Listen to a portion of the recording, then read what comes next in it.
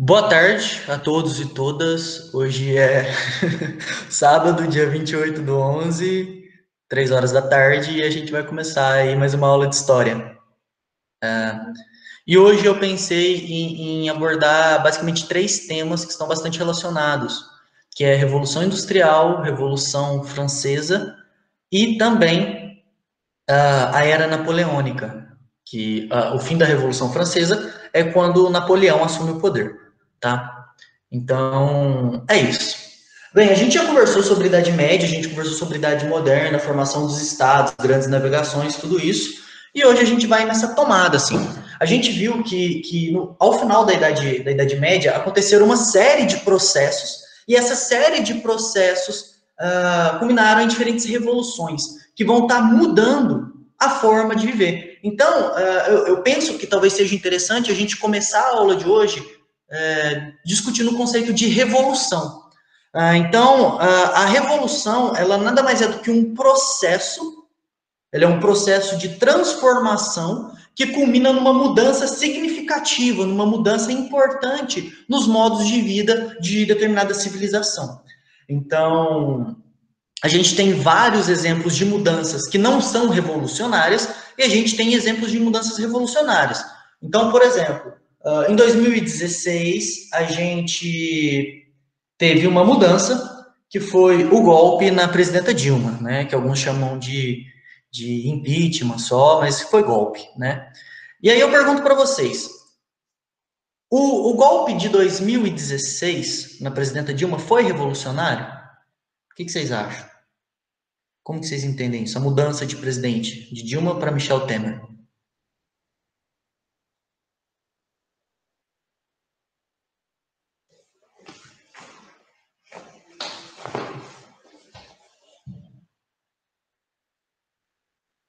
Vocês me ouviram?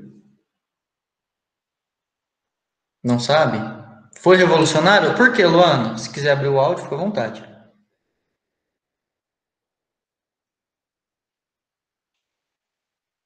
Também não sabe. Vocês sentiram mudança na vida de vocês? Foi uma mudança significativa, perceptiva, com a mudança do governo? O Guilherme disse que não percebeu se foi e considera que não teve uma mudança significativa. Para ele, não. E para o resto do pessoal aí? Foi ruim, foi ruim. Mas teve uma mudança significativa em relação ao que já vinha acontecendo nos últimos anos? Vocês sentiram? Fala, puta, agora tá tudo diferente. Sim, piorou. É, realmente piorou. Mas não foi uma mudança que mudou o seu modo de viver. Você não teve que, por exemplo, abandonar seu emprego que você estava e começar a trabalhar com uma coisa completamente diferente, por exemplo. Portanto, foi uma mudança histórica, porém não foi revolucionária. Porque ela não implicou numa mudança significativa no modo em que a gente vive. Por outro lado, se a gente for pegar ali o primeiro governo Lula, é, o proletariado sofria muito. Não continuou sofrendo, né? Mas a gente tinha o país numa linha da pobreza absurda.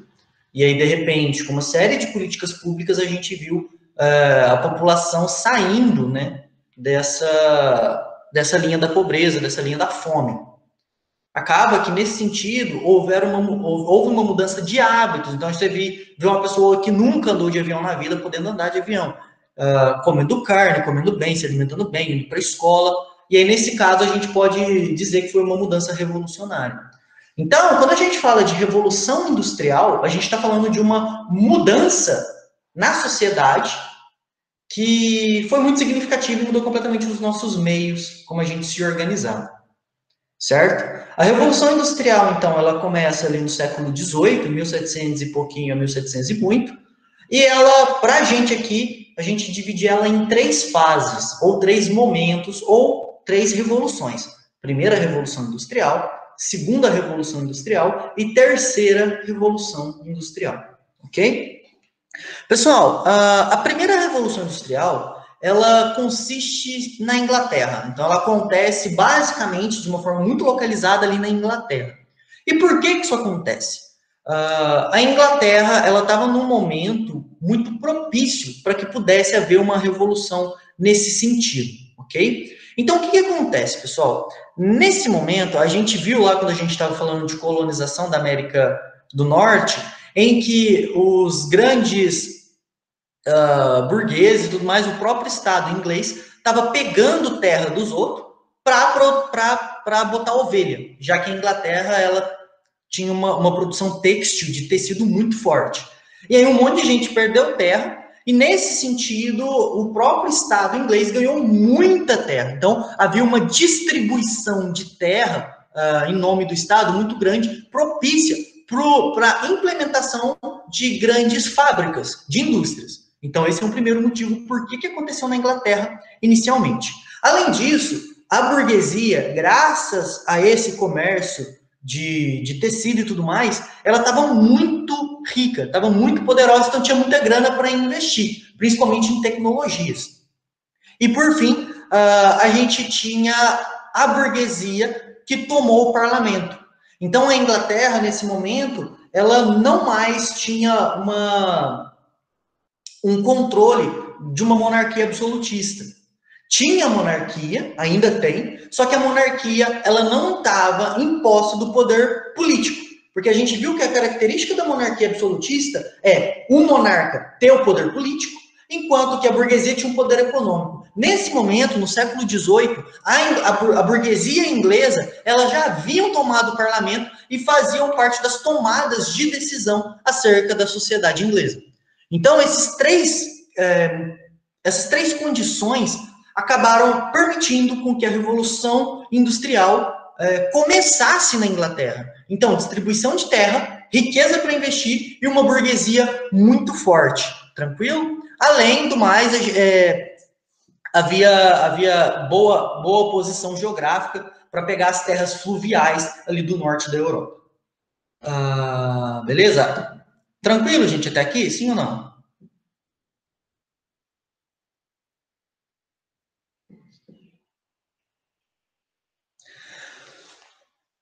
Esse momento ele é muito bacana porque vão surgir, a partir da segunda Revolução Industrial, algumas teorias sociais, né?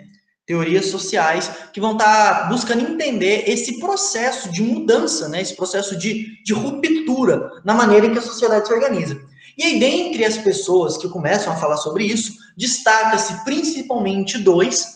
Na verdade, eu destaco principalmente dois e mais uma caralhada de gente, porque eu entendo que a maneira que esses dois olham para a sociedade é bastante interessante, que é dois alemães, um chamado de Karl Marx e outro chamado de Friedrich Engels. Tranquilo? E aí o Engels, pessoal, ele vai escrever um livro fabuloso, fantástico, chamado A Situação da Classe Trabalhadora na Inglaterra. Eu tenho o PDF e eu gostaria de pedir que vocês lessem. Eu posso mandar o PDF para vocês. E eu queria ler rapidamente alguns parágrafos aqui do primeiro capítulo do livro, que Engels escreve, que é muito bacana. É muito bacana e vai ajudar bastante a gente balizar todo o nosso estudo acerca da Revolução Industrial. Mas antes de eu ler, eu queria falar um negócio rapidamente que vale a pena falar sobre Engels. Engels, ele era filho de burguês, então o pai dele era um burguês alemão bastante rico, bastante influente, bastante poderoso. E aí o Engels começa, eu vou resumir, mas depois eu mando também um link lá da Boitempo para vocês assistirem as aulas sobre Engels. E Engels era um cara que propunha uma revolução, que ele via a classe trabalhadora e ficava, puta merda, por que isso está acontecendo?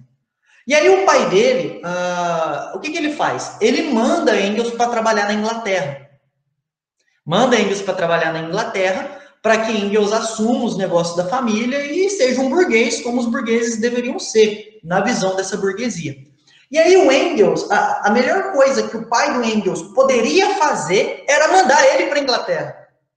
Por quê? Porque foi justamente na Inglaterra que estava moendo a Revolução Industrial. Isso em 1800 e pouco. A primeira Revolução Industrial, ela acontece no ano de 1750, 1760, mas em 1800 e pouco, Engels vai para a Inglaterra e se depara com a classe trabalhadora, e a partir disso, ele escreve esse livro, que é A Situação da Classe Trabalhadora na Inglaterra, em que ele vai discutindo esse processo de revolução industrial, no que culminou a Revolução Industrial, e aí eu queria saber se está tudo bem para vocês eu dar uma lida, porque eu acredito que vai ser legal a gente se aproximar do jeito que ele fala, se aproximar desse texto, porque é uma contribuição, assim, imensurável. Posso ler, gente? E depois eu mando o PDF para vocês, vocês vão gostar. Inclusive, tem um capítulo, gente, eu estou terminando de ler esse livro agora, eu comecei semana passada, estou terminando agora, em que ele fala somente da situação das mulheres nas fábricas. Então, ele fala o seguinte, velho, puta que pariu, os homens são explorados, mas vocês pararam para ver a situação das mulheres? Nossa, tá... É de cair o cu da bunda. E é legal porque ele vai trazendo, porque ele viveu em meio a esse povo, e, enfim, eu vou ler aqui agora. Qualquer coisa, se der algum problema, vocês me falam que eu vou perder acesso ao chat, porque eu vou abrir aqui no meu computador, tá? Só um minuto, gente. Enquanto abre aqui, tá tudo bem? Alguma questão, alguma dúvida, algum comentário? Eu penso que eu vou apresentar a minha tela. Eu vou apresentar minha tela, que aí vocês vão acompanhando, talvez seja até melhor para vocês lerem. Tá tudo bem, né? Beleza, então vamos lá, situação. Esse é o livro, então, a situação da classe trabalhadora na Inglaterra. Esse livro, ele é de 1800 e alguma coisa, tá? É um livro fantástico. Vamos ver aqui onde está, página 45.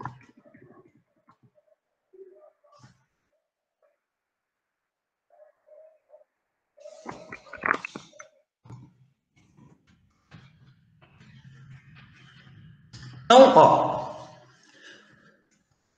a história da classe operária na Inglaterra inicia-se na segunda metade do século passado. Então, 1750, 1760, mais ou menos. Com a invenção da máquina a vapor e das máquinas destinadas a processar algodão. Como eu falei, a Inglaterra ela era muito forte na indústria têxtil. Tais invenções, como se sabe, desencadearam uma revolução industrial que, simultaneamente, transformou a sociedade burguesa em seu conjunto. Revolução cujo significado histórico só agora começa a ser reconhecido, já na segunda Revolução Industrial. Outra coisa importante, pessoal, é que o Engels, ele foi o primeiro cara a usar esse termo de Revolução Industrial. Então, é muito bacana, muitos autores atribuem o conceito de Revolução Industrial ao próprio Engels. Bem, a Inglaterra constitui um terreno clássico dessa revolução, que foi tanto mais grandiosa quanto mais silenciosamente se realizou. É por isso que a Inglaterra é também um país clássico para o desenvolvimento do principal resultado dessa revolução, que é o proletariado, ou seja, a classe trabalhadora. Somente na Inglaterra, o proletariado pode ser estudado em todos os seus aspectos, justamente porque foi na Inglaterra que surgiu esse negócio. Então, ele diz que não se trata aqui de historiar como que aconteceu essa revolução, porque isso é o que a aula se propõe e tal, mas o que ele pretende é analisar como que está a classe trabalhadora naquele momento, qual é a situação do proletariado inglês lá no século XIX. Então, aqui ele vai trazendo uma breve retrospectiva que eu penso que vai ser interessante para a aula. Antes da introdução das máquinas, a fiação e a tecelagem das matérias-primas tinham um lugar na casa do trabalhador. Então, os trabalhadores, eles faziam a produção do tecido na sua própria casa. A mulher e os filhos fiavam e com um fio o homem tecia. Quando o chefe da família não tecia, o fio era vendido. Essas famílias tecelãs viviam em geral nos campos vizinhos das cidades e o que ganhavam assegurava perfeitamente sua existência, porque o mercado interno, quase o único mercado, era ainda decisivo para a demanda de tecidos e porque o poder esmagador da concorrência, que se desenvolveu mais tarde com a conquista dos mercados externos e com o alargamento do comércio, não incidia sensivelmente sobre o salário. Então, o que ele traz aqui, gente? Ele traz que essa porção desses trabalhadores e tal, eles viviam fora dos burgos, fora das cidades, viviam nas zonas rurais. E por conta disso, não havia ainda essa competição comercial que a gente vê posteriormente. E aí, portanto, esses mercados acabavam que não influenciavam muito o salário. Eles tinham um salário que dava para viver. A isso se somava um constante crescimento da demanda do mercado interno. ao lado de um diminuto aumento populacional, o que permitia ocupar a todos os trabalhadores que, ademais, não concorriam ativamente entre si, dado o seu isolamento no campo. Então, os caras viviam no campo, eles não tinham essa concorrência. Por outra parte, o tecelão, às vezes, podia economizar e arrendar um pequeno pedaço de terra, ou seja, comprar uma terra, que cultivava nas horas livres, escolhidas segundo sua vontade, posto que ele mesmo determinava o tempo e a duração do seu trabalho. É verdade que era um pobre camponês, que lavrava a terra com pouco cuidado e sem grande proveito, mas não era um proletário, ele não era um trabalhador assalariado.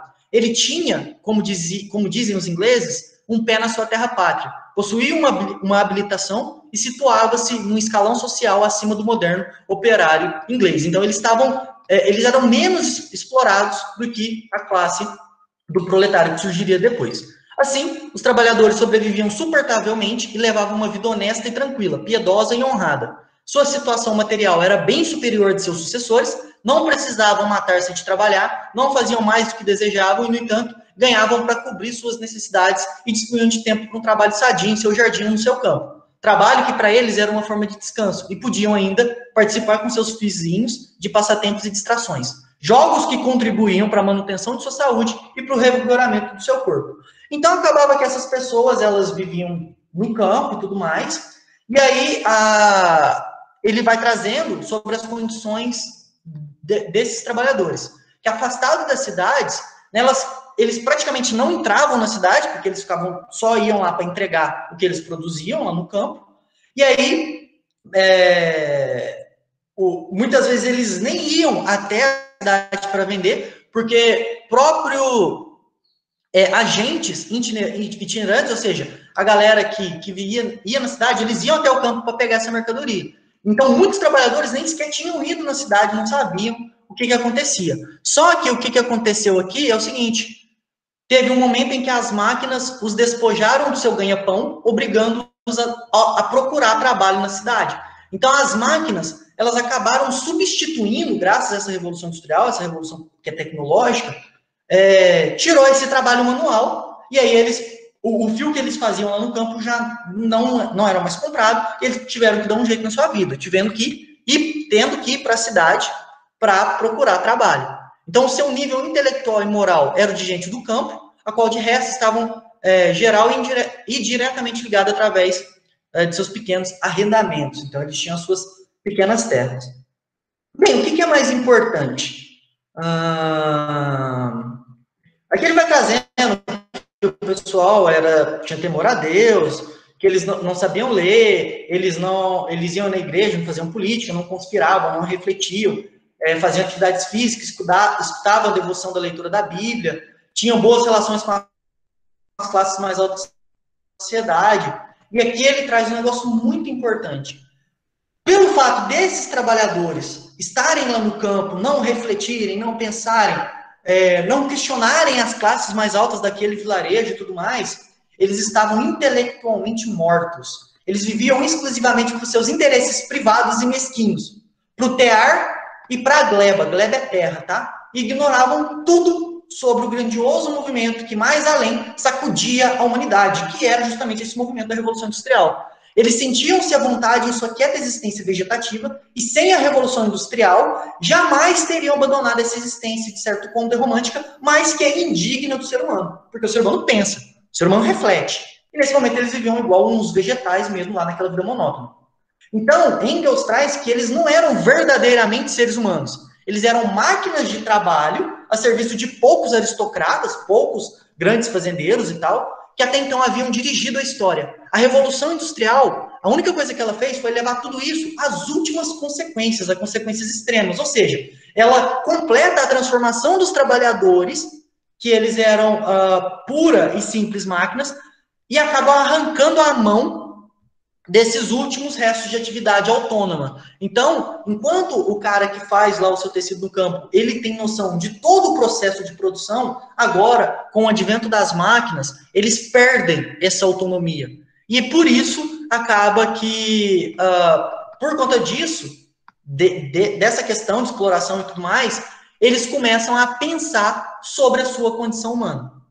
Então, eu vou falar mais para frente da Revolução Francesa, e ele traz que na França, a Revolução Francesa foi uma mudança política. Na Inglaterra, a Revolução Industrial e o movimento global da sociedade burguesa acabaram destacando esses interesses da humanidade, tá?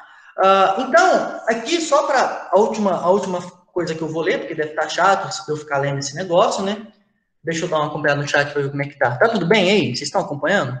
Tá muito chato eu ficar lendo? Eu normalmente não gosto de ler não, mas eu não sei se vocês vão ter contato com esse tipo de obra posteriormente, eu acho importante esses contatos. E o jeito que ele escreve, vocês estão achando difícil? É bem tranquilo o jeito que ele escreve, né? Dá para entender numa boa. Você está achando difícil, Luana? Poxa, não, tudo bem. O que é fácil para mim, para os outros pode não ser, né? Deixa eu ver quem está aqui. Tá. Não, mas está tudo bem. Mas está dando para compreender, Luana, mesmo sendo difícil? Tá sim? Tá, beleza. Bem, então ele diz o seguinte, ó, a primeira invenção que transformou profundamente a situação dos trabalhadores ingleses foi a Jenny. A Jenny, pessoal, era uma máquina de costura. Era uma máquina que não era simplesmente uma roda, em que você põe o fio e roda a roda. Na verdade, ela permitia com que você fizesse muito mais tecelagens com muito menos mãos. Ela foi construída aqui ó, em 1764, ó, lá no coração da Revolução Industrial. Essa máquina foi o antepassado da rudimentar mill, que é uma outra máquina, foi inventada mais tarde e funcionava manualmente, mas ao invés de ter um único fuso, como na roda comum de enfiar a mão, tinha 16 ou 18. E era acionada por um só operário. Então, ela fazia o que 18 operários gastavam para fazer lá na roça, na fazenda deles, agora um único funcionário conseguia fazer o trabalho de 18. Então você pensa, nossa, que loucura. E isso tudo lá nas indústrias, tá?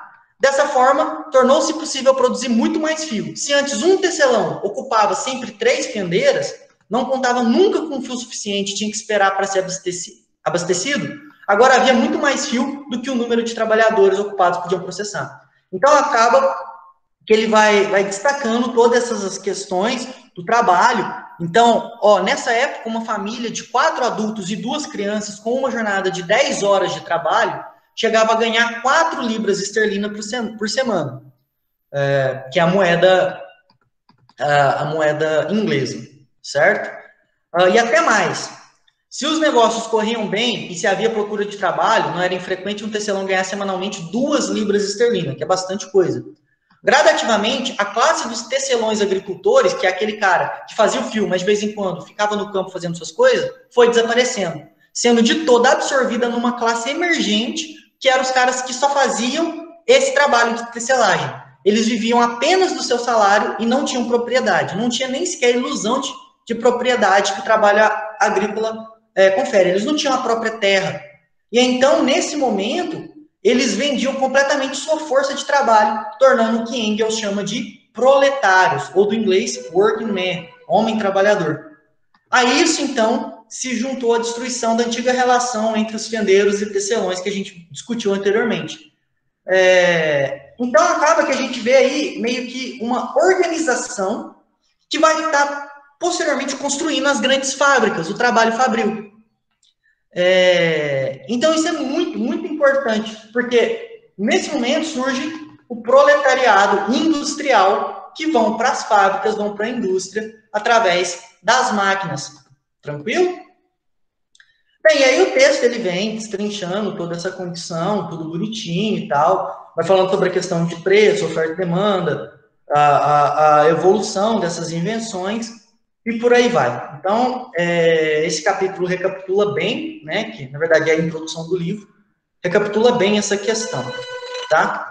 Então, a gente tem esse momento, pessoal, que é muito doido, assim, né? A gente está vendo, de fato, uma transformação. Antes, o cara ficava lá, de boaça, no seu...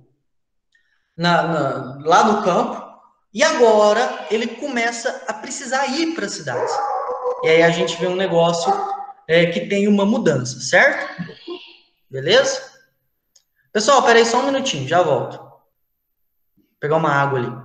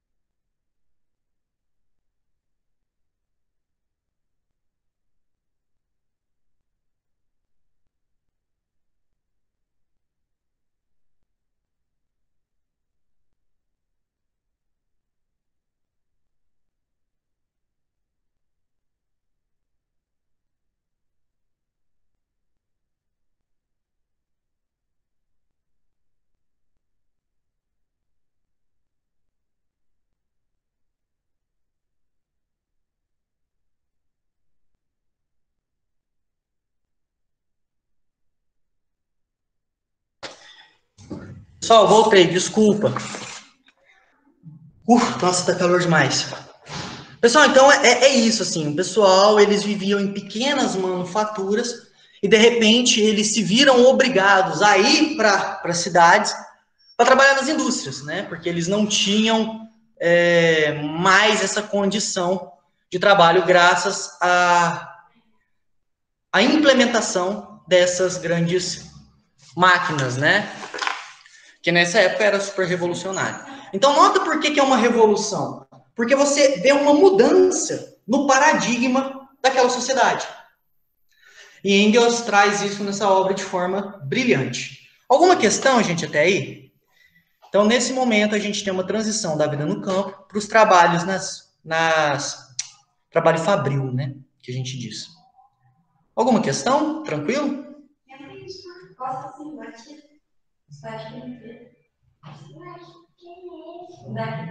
Beleza. Então, vamos falar aí algumas características da primeira Revolução Industrial, né? Que surge ali por volta de 1750, 1760. A primeira característica que é muito marcante, pessoal, é o surgimento da exploração do trabalho e, além disso, a exploração, a superexploração da mulher. Então, Engels destina um capítulo desse livro que é lindo, a questão das condições da mulher no trabalho fabril, em que muitas vezes as mulheres elas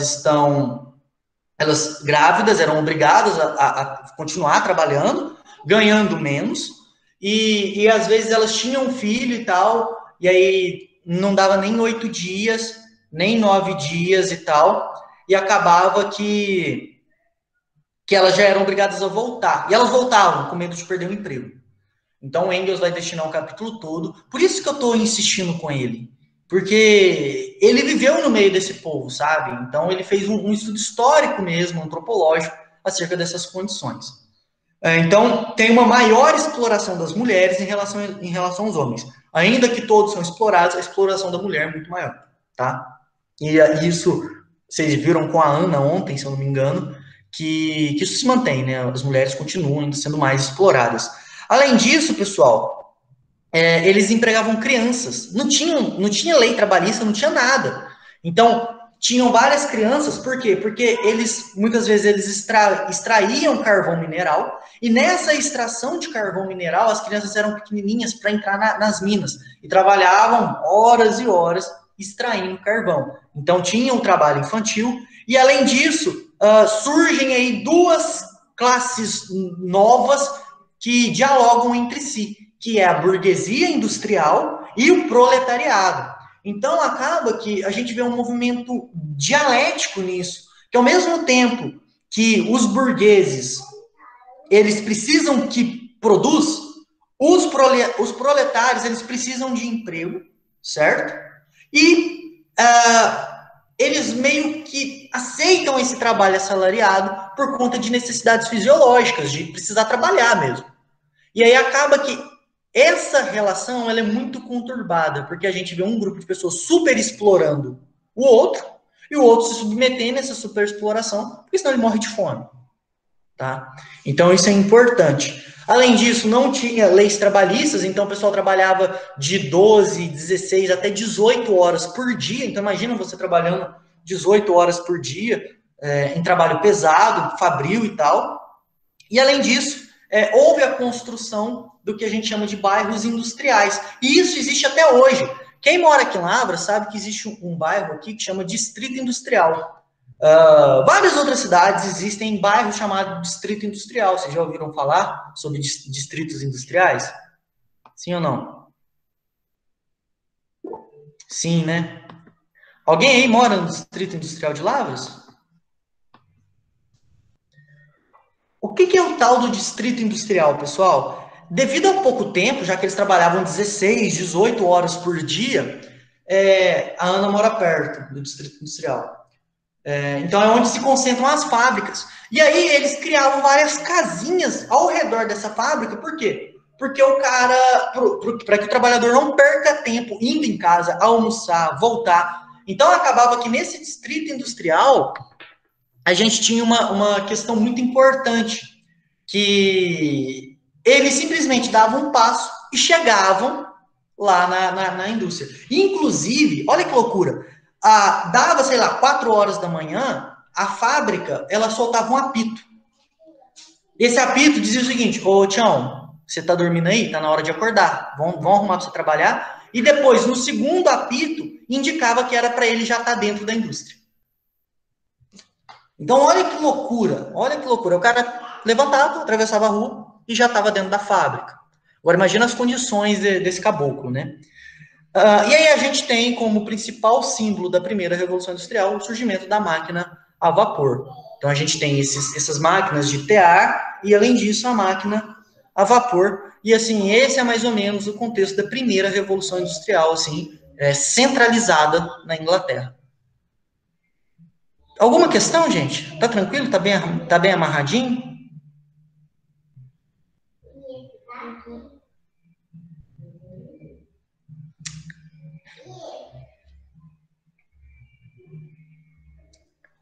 Beleza. Vamos agora, então, para a segunda Revolução Industrial. A segunda Revolução Industrial aconteceu basicamente de 1860 a 1945, com o fim da Segunda Guerra Mundial. Então, você vê aí que ela acontece na segunda metade do século XIX e primeira metade do século XX, tá? Pessoal, só um minutinho.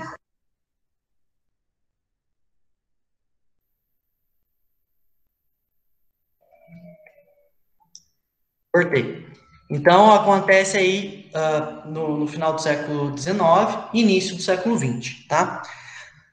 Nesse momento, pessoal, a Revolução Industrial ela vai atingir outros países, ela vai se expandir para além da Inglaterra, atingindo a Prússia.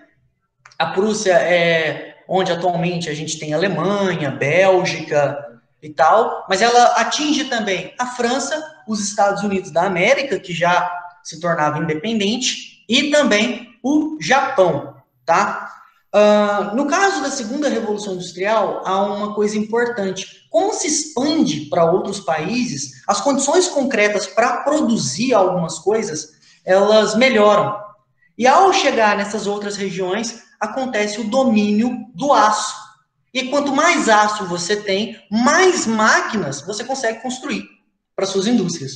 Então a gente vê nesse momento uma construção absurda de locomotivas, uma construção absurda de automóveis, tudo isso para melhorar a locomoção nesses países, tanto a locomoção para os proletariados, quanto para as próprias mercadorias que estão sendo produzidas, né? Para aumentar cada vez mais o lucro. E nesse momento, além do domínio do aço, a gente encontra também o petróleo. E aí, nesse contexto da segunda Revolução Industrial, a gente encontra o petróleo e a gente usa petróleo para tudo.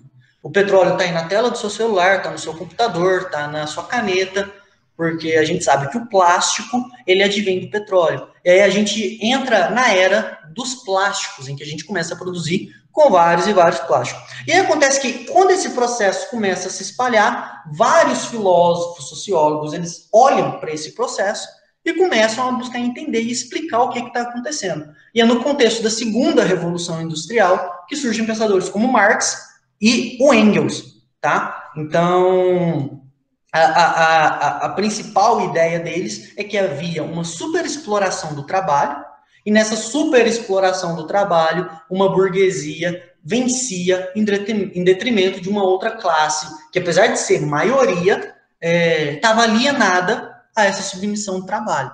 Então, esse é um contexto muito forte, porque a gente tem frases como: enquanto houver propriedade privada dos meios de produção, haverá exploração do trabalho. E de fato. Então, qual que seria a proposta aqui? A proposta seria uma tomada de poder pela classe trabalhadora e colocar o poder na mão do Estado, né, e não de propriedades privadas. Porque se é do Estado, é público, é para todos, e não para alguns. E o que a gente vê é que isso não aconteceu até hoje. Né? A condição do trabalhador se dá de forma muito grotesca ainda. Só que aí o que acontece é que Marx e Engels, eles vão dedicar a sua vida a alertar a classe trabalhadora quanto a isso. Então, eles analisam a sociedade e buscam explicar para os trabalhadores o que está acontecendo. E que se eles se unirem, eles podem acabar com esse negócio. E a partir desses movimentos surgem os sindicatos, que vão estar lutando por condições de trabalho, leis trabalhistas e tudo mais, e surgem as grandes greves. Existe uma série na Netflix chamada Peaky Blinders, não sei se vocês já assistiram, que conta a história de uma gangue, e tem um rolê assim, que é na Inglaterra, em 1918, 1919, 1920 mais ou menos, e no Peaky Blinders você vê que tem vários comunistas, e a Inglaterra quer acabar com esses comunistas, quer caçar esses comunistas que estão lutando para ajudar a libertar esses trabalhadores da fábrica. Vocês conhecem essa série? Deixa eu digitar aqui para vocês. Peaky Blinders. É baseado numa história real. É bem bacana. Peaky Blinders. Se o terno deles fosse em rosa, eles iam chamar Pink Blinders. Né? Assistam, tá lá na Netflix, é muito legal, muito bacana. Eu gosto demais da conta. Peaky Blinders é foda. Tá? Então, a gente tem essa condição e aí começam a surgir algumas leis trabalhistas, tá? Bem, então esse é o contexto da segunda Revolução Industrial. Eu penso que é o que vocês precisam saber. E eu sugiro aqui. Nossa, sugiro demais da conta. Sugiro demais da conta que vocês leiam esse livrinho, que é muito bacana, do Engels. Que vai dar assim, um panorama para a vida de vocês, gente. Tá? Então, com o encerramento da Segunda Guerra Mundial, a partir de 1945 até hoje, a gente aí está vivendo a terceira Revolução Industrial. Alguns historiadores dizem que a gente está indo já para a quarta Revolução Industrial, mas essa Revolução Industrial, que é pós-Segunda Guerra, ela é muito importante porque a Segunda Guerra Mundial, ela reformulou todo mundo. Então a gente tem, principalmente as bombas nucleares, certo? E fora a grande corrida armamentista, que vai ser depois ali, vem com a Guerra Fria e tudo mais, para o domínio do mundo. Então a gente acaba que, em consequência da Segunda Guerra, a gente acaba tendo várias mudanças no mundo, tecnológicas e científicas, né? Então a gente vê, num período aí de 50, 60 anos, surgimento de telefone celular, computador, a internet, rádio, relógios digitais, carros cada vez mais tecnológicos. Então, tudo isso que a gente vê é muito resultado dessa terceira revolução industrial, né? E aí tem a galera que tá mais tá dizendo que está acontecendo nessa quarta revolução industrial, mas eu penso que aqui para o Enem, vocês dominar essas três revoluções já está de ótimo tamanho. Bem, então eu penso que sobre a revolução industrial eu não ia me estender muito, mas eu sempre acabo me estendendo. É basicamente isso, tá? Além disso, a Ana tá aí. Ana, você tá aí ainda?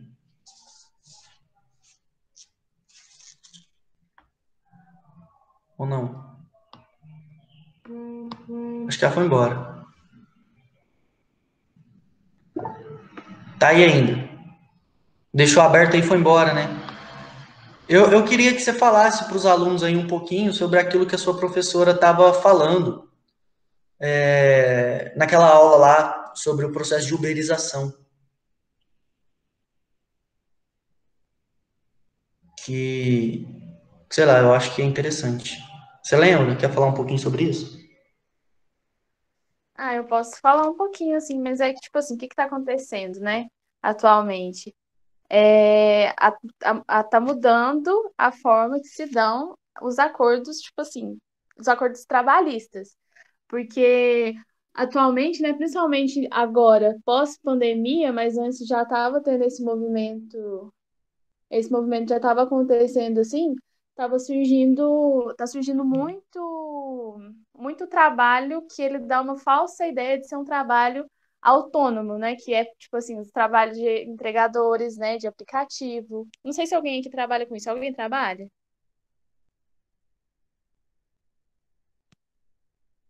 Deixa eu ver nas mensagens. Não, ninguém respondeu. Mas não sei se alguém aqui trabalha com isso, mas, por exemplo, os trabalhadores de entregador de aplicativo, né, das plataformas digitais mesmo, em geral, não só empregadores, mas, tipo assim, hoje tudo tá sendo desse jeito. E aí passa, né, a falsa ideia de uma autonomia no trabalho, porque você, tipo assim, entre aspas, você pode escolher o seu horário, né, de trabalhar, você pode escolher, né, como você vai trabalhar e tal, só que, na verdade, você não tem essa escolha realmente, né, porque o que comanda isso é o mercado, é as leis do mercado. Então, assim, se tiver muita gente trabalhando, para você conseguir alcançar a sua meta, conseguir ganhar uma quantidade de dinheiro e tal, independente dessa falsa ideia de escolha que você tem e tal, para trabalhar no seu horário e tal, você precisa estar ali correndo atrás o tempo todo. Quanto mais gente desempregada, né, assalariada, não, assalariada, é, mais pessoas vão estar precisando recorrer a esses meios e tal, e aí tem uma transferência, né, do serviço, do trabalho, né, assalariado para o trabalho, não, é, entre aspas, que seria autônomo, mas que não tem um acordo ali, né, não tem lei, você não tem direito a nada, então está tendo uma transferência, né, do trabalho para esse movimento, que é tipo assim, esse movimento também faz parte da indústria 4.0, né, que é a indústria pós-era aí da informação, da comunicação, né, dos meios digitais e tal. Só que aí, tipo assim, isso dá uma falsa ideia, né, de escolha, de que você consegue desviar ali as leis né, do trabalhador e do chefe, por exemplo, e tal. E de que você é meio que senhor, assim, do seu destino. Só que, na realidade, isso não acontece. Por quê? Porque as leis do mercado que fazem com que você precisa trabalhar ali, você precisa ficar o dia inteiro fazendo corrida. Quanto mais pessoas trabalhando, menos, né, você vai receber pelas corridas, porque o seu trabalho ele vai desvalorizando, que é o que está acontecendo. A gente está tendo desemprego altíssimo, cada vez mais pessoas precisando recorrer para isso, o que no início parecia uma boa, uma boa opção, né? Agora, tipo assim, já está ficando saturado. A gente está tendo um trabalho análogo ao trabalho escravo, né? Então, essas plataformas digitais, esses novos acordos, assim, entre trabalhador, né, e empresa, que inicialmente, né, justamente pela falta de conhecimento e tal, como que é, inicialmente parece uma ótima, na verdade, isso é só uma nova adaptação, né, do capitalismo para explorar, né, para explorar. E é interessante também uma coisa que foi até no livro do Ricardo Antunes mesmo, que ele estava falando sobre isso, né, dos trabalhos modernos e tal, que é a gente está tendo, tipo assim, cada vez mais pessoas, né, que tem que se agarram a isso como uma forma de se autopromover, né? De tipo assim, de conseguir ser dono do seu trabalho e tal. Só que isso, na verdade, o que a gente está construindo com isso, nesse movimento, né, das plataformas digitais e tal, o que a gente está construindo com isso, na verdade, são cada vez mais pessoas que estão voltando à era da não voltando, mas estão cada vez mais enfiando no buraco que futuramente vai ser ainda pior nessa questão do trabalho escravo, análogo ao trabalho escravo, né? Do trabalho análogo ao escravo. Então, é muito problemático, porque esse movimento, né, do trabalho, tipo assim, toda. Eu não sei nem se pode te falar conquista, né? Porque tem muito da conquista que a gente fala disso, das conquistas trabalhistas, das leis para proteger o trabalhador e tal, no fundo, são coisas para fazer o trabalhador ficar quietinho e aceitar que ele.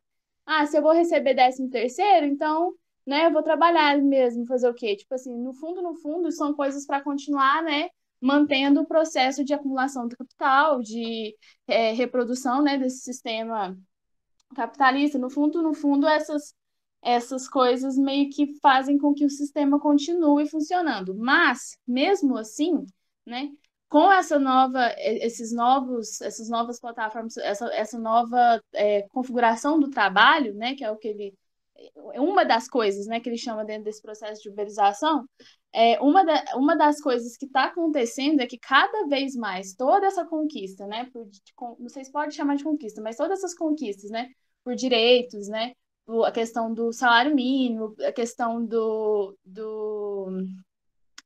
que você recebe lá, aposentadoria e tal, tudo isso, né, que foi uma conquista assim de muito, muito tempo, está sendo simplesmente é, ignorado por essas novas formas, né, de adaptação do mercado que promete uma certa autonomia, mas na verdade o trabalhador ainda fica na mão do, da concorrência, né, do trabalho, a própria questão do meio dele, né, para trabalhar o carro e tal. Nada disso é garantido, né? A questão da saúde física e mental, né? Tem muitos aplicativos aí, muito, não só dos aplicativos, mesmo falando dos aplicativos aqui para exemplificar, mas muitos desses aplicativos e tal não garante nada para a pessoa.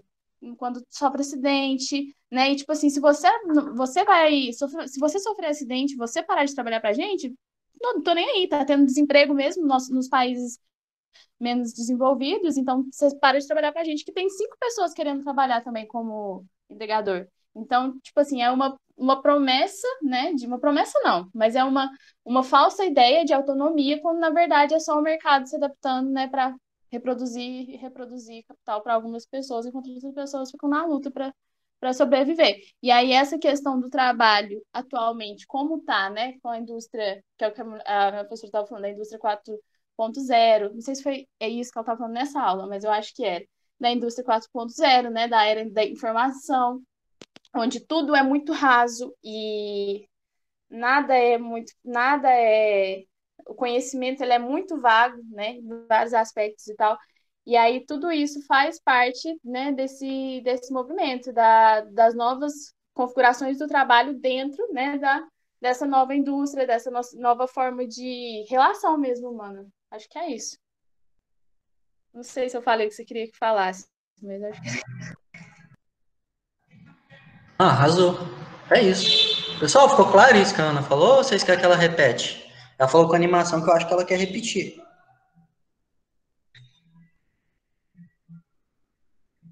Tô enchendo o saco. Tá tranquilo? É exatamente isso. E aí, pessoal, esse aspecto, que é todos esses aspectos que a Ana trouxe, eles são característicos da Revolução Industrial. eu posso ler uma coisa aqui para vocês? Claro, fica à vontade. Não, pode ir falando aí que eu vou achar que a página certinha tem uma coisa interessante e aí eu vou falar. Mas pode ir falando aí, vou desligar aqui. Beleza. Então é isso, pessoal. A Revolução Industrial ela foi uma ruptura com os modos de produção. Estabeleceu falando com a câmera desligada, né? Coisa estranha. A, a Revolução Industrial ela foi uma ruptura muito clara, muito simbólica com a forma com que a sociedade se organizava e produzia, né? E aí a gente vê o surgimento do trabalho assalariado e todas as consequências fabris disso, o estabelecimento das tecnologias, e aí a Revolução Industrial ela começa lá no século XVIII, 1700 e pouco, e ainda ocorre. E vai ocorrer ainda. E aí, isso tem que estar claro para vocês. Quais são os aspectos, porque isso vai encaminhar toda a geopolítica do século XXI. Tudo que está acontecendo. Que a gente vai ver mais para frente se der tempo. Tá? Achou, Ian? Não, tô procurando aqui, mas pode falar aí que a hora que eu achar que eu leio. Não é que eu terminei a Revolução Industrial. Pessoal, tá claro? Vocês querem fazer um comentário? Ficou claro mesmo? Tranquilo? Quem aí vai tentar ler o Engels?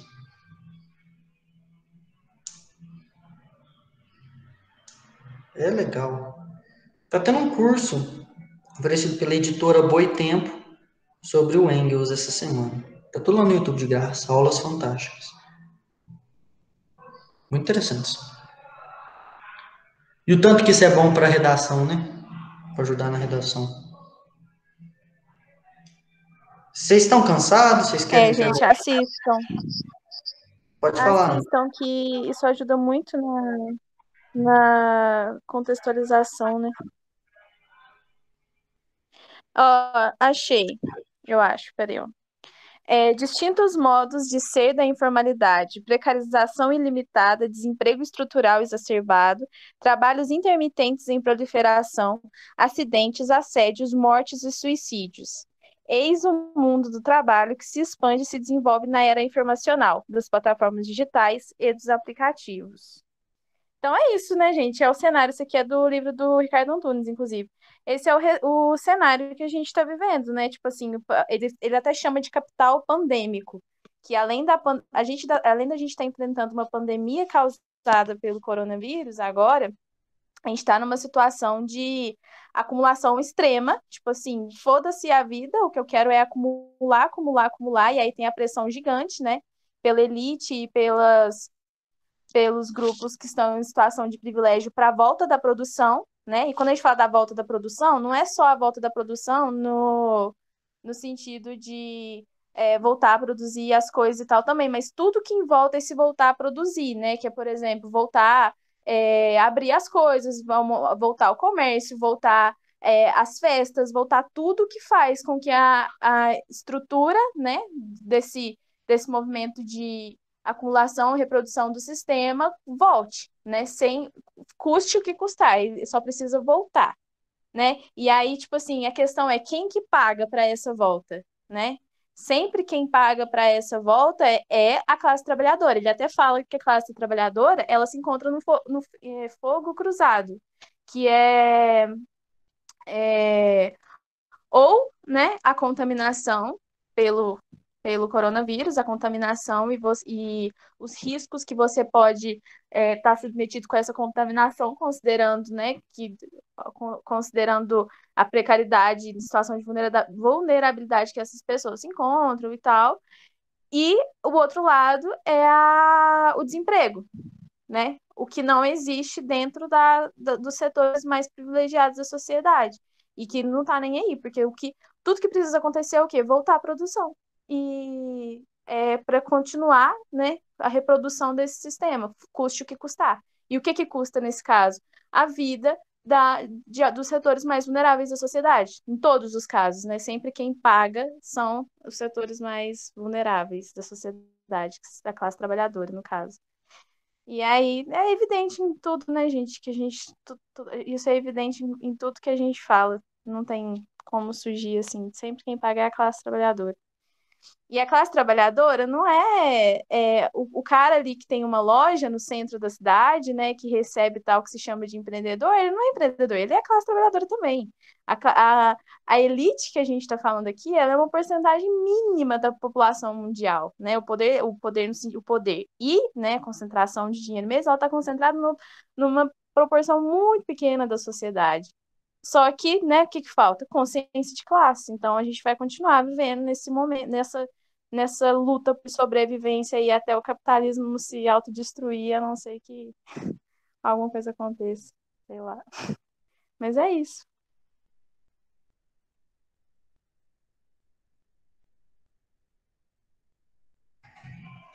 A Ana tá revoltada. Que bom que você tá aqui, Ana. Eu não falaria melhor, né?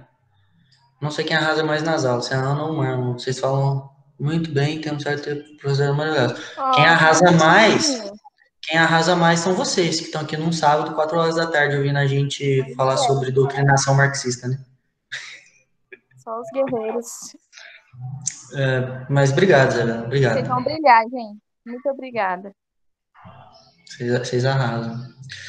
Pessoal, então é isso, assim. Então, Inclusive, deixa eu só fazer um comentário aqui. Inclusive, eu aprendo muita coisa também, ultimamente, tenho aprendido muita coisa também com a redação de vocês. Vocês colocam umas informações, algumas coisas muito interessantes. Está muito legal esse processo. É uma aprendizagem mútua, né? é isso aí. É muito bom mesmo. Pessoal, então é isso, assim. A gente está num processo muito louco, muito louco. Foi muito bem isso que a Ana ressaltou, de que o burguês não é o dono da rede de posto de gasolina aqui em Lavras, não é o dono da Beto Brinquedos. Não. O burguês é aquele que, de fato, movimenta a economia do país, né? Não, na verdade, quem movimenta a economia é o trabalhador, mas é aquele que detém essa movimentação. Então, a gente está falando dos É o dono acionistas da da Amazon. BMW. É o dono de quê? Da Amazon, que tem ação em Ah, tudo sim, sim. quanto é coisa. Não, e é muito louco, porque, por exemplo, a Amazon, ela começou como uma vendedora de livros e hoje ela vende tudo. E olha que Puta merda, que transformação louca, velho. Olha que transformação louca. O burguês é aquele cara que detentia os meios de produção, certo? Ele detém os meios de produção e aí ele vai comercializar isso explorando o trabalhador. Você olha para a Amazon, que é a maior empresa do mundo atualmente, o que ela produz? Porra nenhuma. A Amazon não produz nada do que ela vende. E mesmo assim, ela é assim, a principal mantenedora do capital. Então, vocês olham que como que o próprio capitalismo, ele é um organismo vivo, né? Ele vai tentar de tudo quanto é forma se adaptar e se apropriar de tudo que existe no mundo, né? Então, é importante a gente ter essa visão dinâmica do mundo, porque o mundo é dinâmico e saber como é que a gente pode agir quanto a isso, né? Inclusive, essa semana eu comprei várias coisas na Amazon, na Black Friday. E tô aí, né? Que Marx me perdoe. Pessoal, então, a Revolução Industrial tá tranquilo para todo mundo?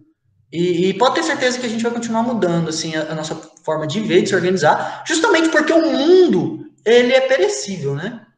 A gente não está dando tempo para a natureza, o tempo que a natureza precisa para voltar ao seu estado natural. E aí a gente está seguindo um caminho perigoso, brabo, tá? Agora, a gente vai discutir um pouco sobre a Revolução Francesa.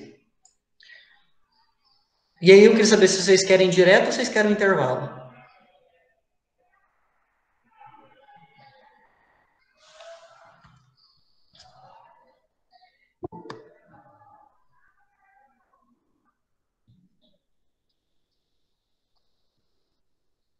Direto, direto. A Andréia tá por aí? Andréia, você tá sumida nas aulas, o que tá acontecendo, meu anjo?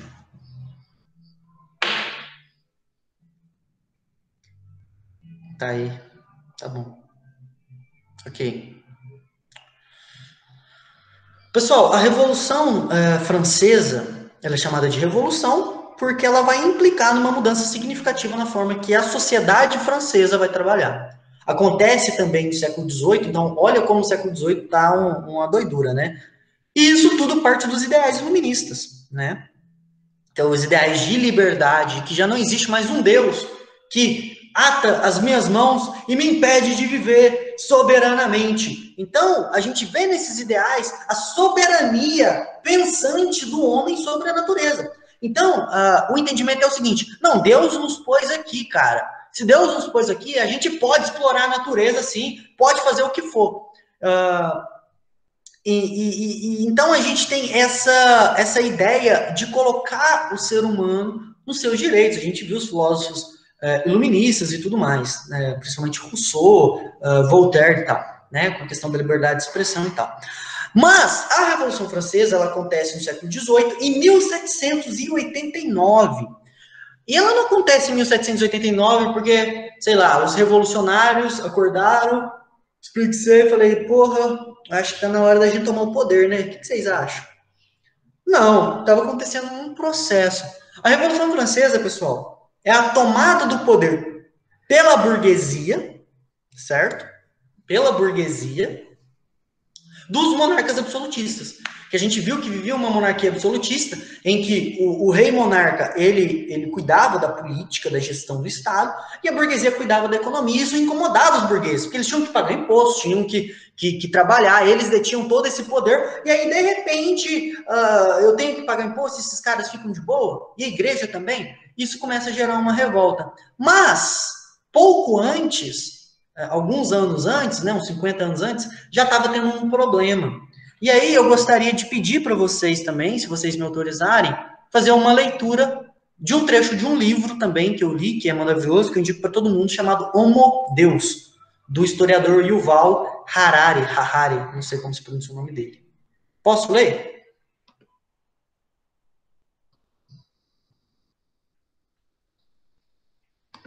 Beleza, eu ia ler nele físico, mas eu achei o PDF dele aqui, é bom que vocês me acompanham, né? Então, deixa eu só abrir aqui.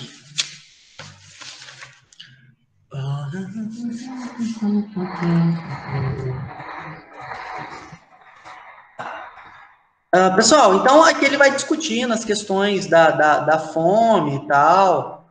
as questões da população, e ele traz alguns dados muito importantes. Então, vamos lá. A linha da pobreza biológica é o nome da seção desse livro. Há milhares de anos, a fome é o pior inimigo da humanidade. Até recentemente, a maioria dos seres humanos vivia no limite mesmo da linha da pobreza biológica, abaixo da qual as pessoas sucumbem à desnutrição e à fome.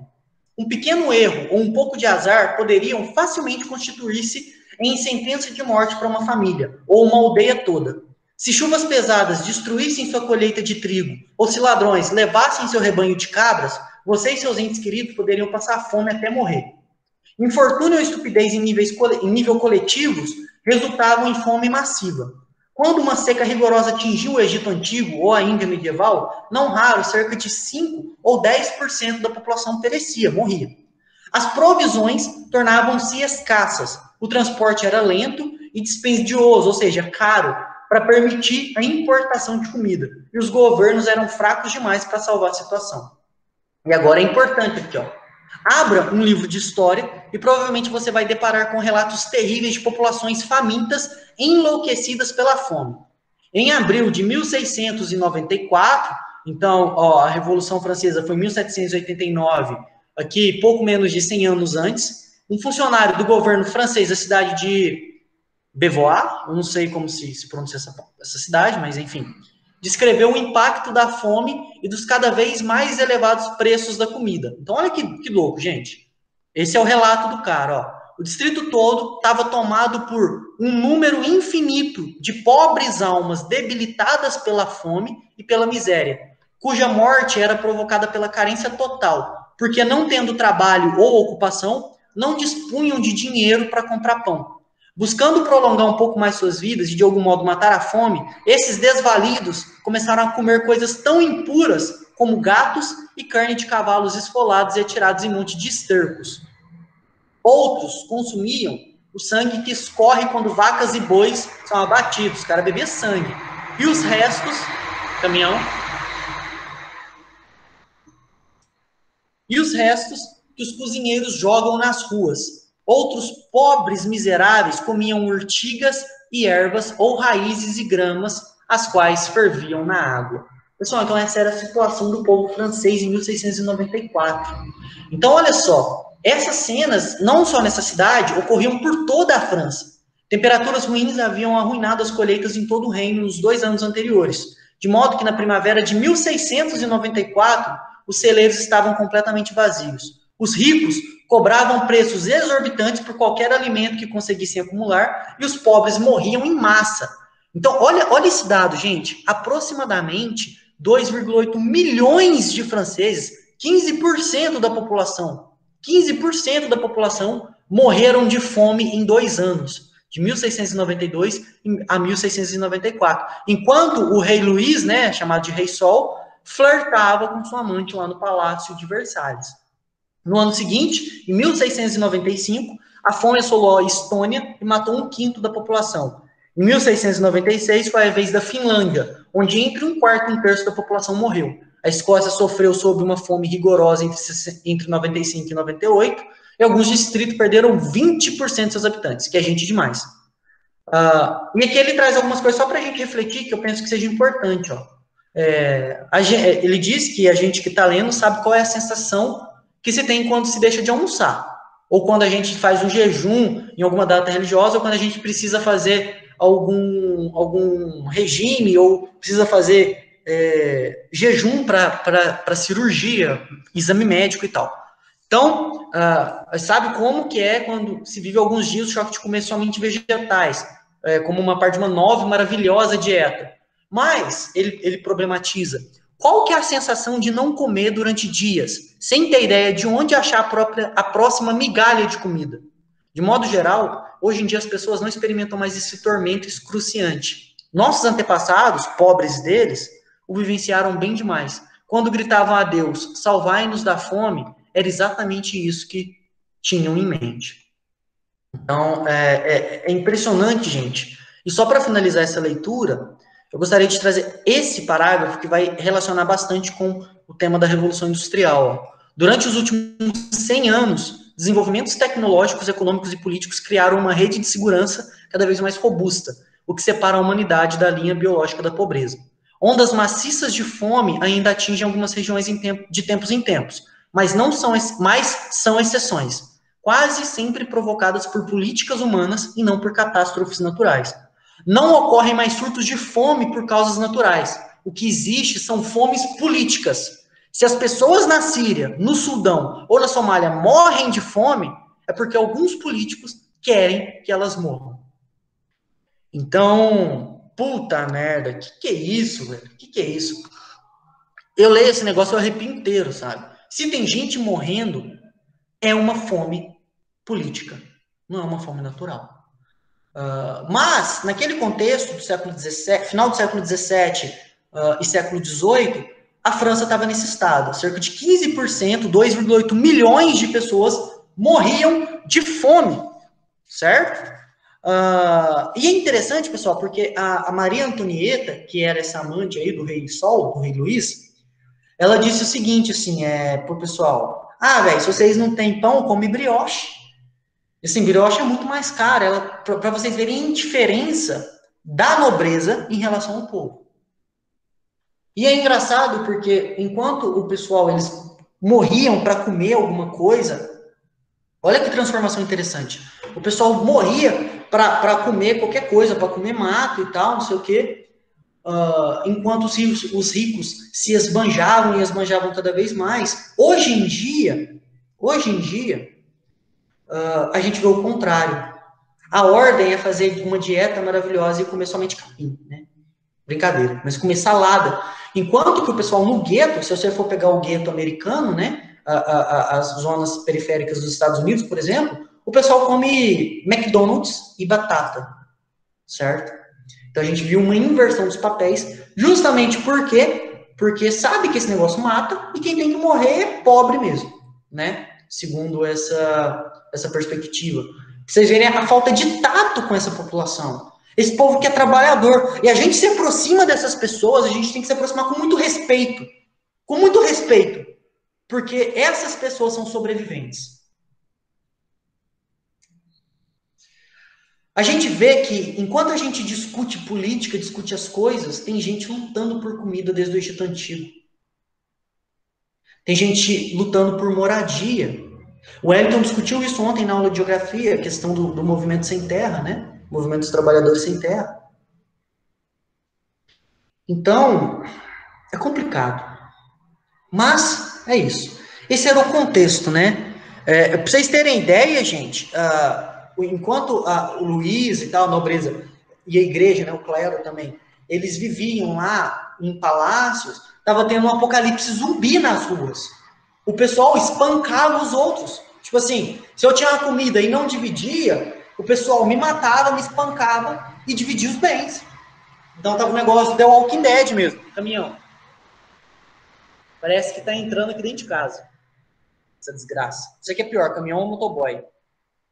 Fica se fazendo uns... Mas enfim. Pessoal, então esse era o contexto, assim.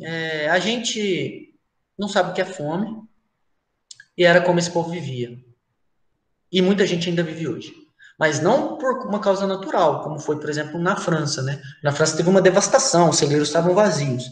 Mas sim porque a gente quer que as pessoas morram de fome.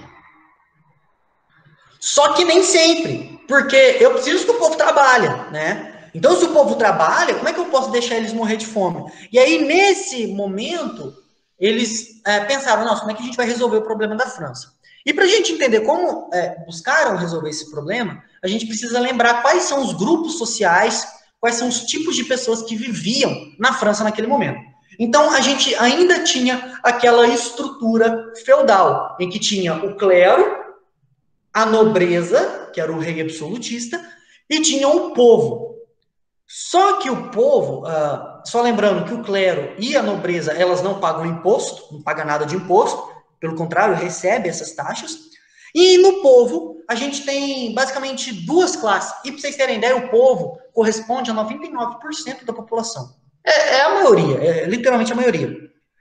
E o povo são divididos em três grupos, em três classes, tá? O que a gente chama de alta burguesia ou girondinos, e eu vou pedir que vocês anotem esse nome aí, eu vou digitar aqui no chat. É muito importante esse nome, gente, girondinos. Os girondinos, eles são a alta burguesia. Então, são grandes comerciantes, muito ricos, mas que pagam impostos. Nós temos a baixa burguesia, que são os jacobinos, que é composto principalmente por médicos, advogados, pequenos comerciantes, professores, e os jacobinos são muito radicais. Então, eles são um pessoal muito radical que fala, mano, a gente tem que acabar com essa porra aí, que o negócio tá ruim pro nosso lado.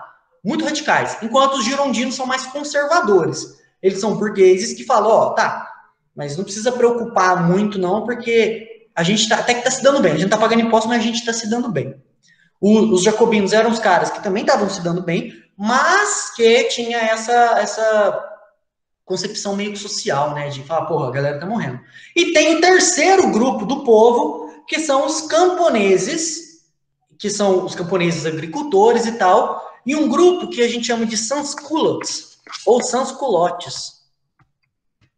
Culottes. Vou digitar no chat para vocês.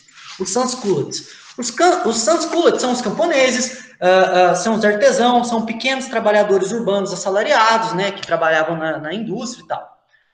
Então, a gente tem esses três povos, né, esses três tipos de gente no povão. Bem, o que acontece? Como é que aconteceu, então, a Revolução, pessoal? Em maio de 1789, o primeiro e o segundo estado, que é o clero e a nobreza, eles estavam com medo de um colapso e todo mundo morrer e eles não terem mais quem trabalhar para eles, né? E aí eles convocam uma assembleia, e anotem aí, riscam que é importante, chamada Assembleia dos Estados Gerais. Então, o que é isso? Eles chamam o povo, e aí eles fazem uma discussão sobre o que fazer para resolver. Só que eles chamam a alta e a baixa burguesia, porque os camponeses, eles já não são envolvidos em nada mesmo. Então, acontece uma reunião entre clero, nobreza, girondinos e jacobinos. Certo? E aí, o que eles decidem, gente? Eles fazem o seguinte, ó. A gente vai fazer um voto, vai votar o que vai ser fazer, só que só vale um voto por estado. Então, assim, só tem o voto do povo vale um, o voto da nobreza vale um, e o voto do clero vale um. Por quê? Porque se fosse um voto para todo mundo, imagina, 99% do povo é povo. Então, o povo conseguia fazer o que quisesse. Mas, não. E aí, eles votaram, e a nobreza e o clero se unem, como sempre, para fuder com o povo. E aí eles decidem, nessa Assembleia dos Estados Gerais, que o primeiro e o segundo estado continuam sem pagar imposto. Não vou pagar imposto. Eles falam assim, o problema da fome é que os trabalhadores, eles não estão pagando impostos o suficiente. Então, agora, a gente vai continuar sem pagar imposto e vai aumentar o imposto. Então, olha que loucura, né? Já está a desgraça, eles fazem essa reunião e por 2 votos a 1, eles decidem que os primeiros estados, clero e nobreza, não vão pagar impostos e ainda aumenta o imposto do povo. E aí, nesse momento, a galera fica mordida. Pessoal, vocês estão me acompanhando? Tá tudo bem? Porque eu estou avançando, eu quero ter certeza que vocês estão comigo. Tudo bem, né? Ok. E o pessoal fica puto da vida. Por quê? Porque eles já estavam impulsionados por aqueles ideais iluministas de liberdade. Falam, não, que tá louco. Que porra é essa? E aí, os burgueses, eles criam a própria assembleia, chamada de Assembleia Nacional Constituinte. Então, ó, Assembleia dos Estados Gerais, o clero e a nobreza, e Assembleia Nacional Constituinte são os burgueses, tá? E eles montam um governo próprio. Eles montam um governo próprio e falam, não, eu não quero mais participar desse negócio, não vou pagar mais imposto, vou trabalhar aqui para mim e a gente vai se unir aqui. E aí, o que eles fazem? Essa burguesia, elas vão atrás dos camponeses, que são muito maiores, e falou aos camponeses, a gente precisa de vocês, porque eles estão explorando a gente tá se fudendo. E a burguesia, que são... eu não sei quem é mais filha da puta, se sou eu, se são os burgueses, ou se é o clero com a nobreza.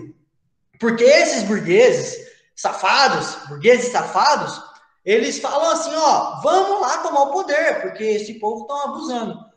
O Estado, o clero e a nobreza, eles reagem, e aí chega um momento que, nesse calor, o negócio moendo, no dia 14, quais são os nomes dessa Assembleia? A Assembleia dos Estados Gerais é a Assembleia organizada pelo clero e pela nobreza, e a Assembleia Nacional Constituinte é a Assembleia organizada pelo povo, tá? Por jacobinos, girondinos e os camponeses e tal.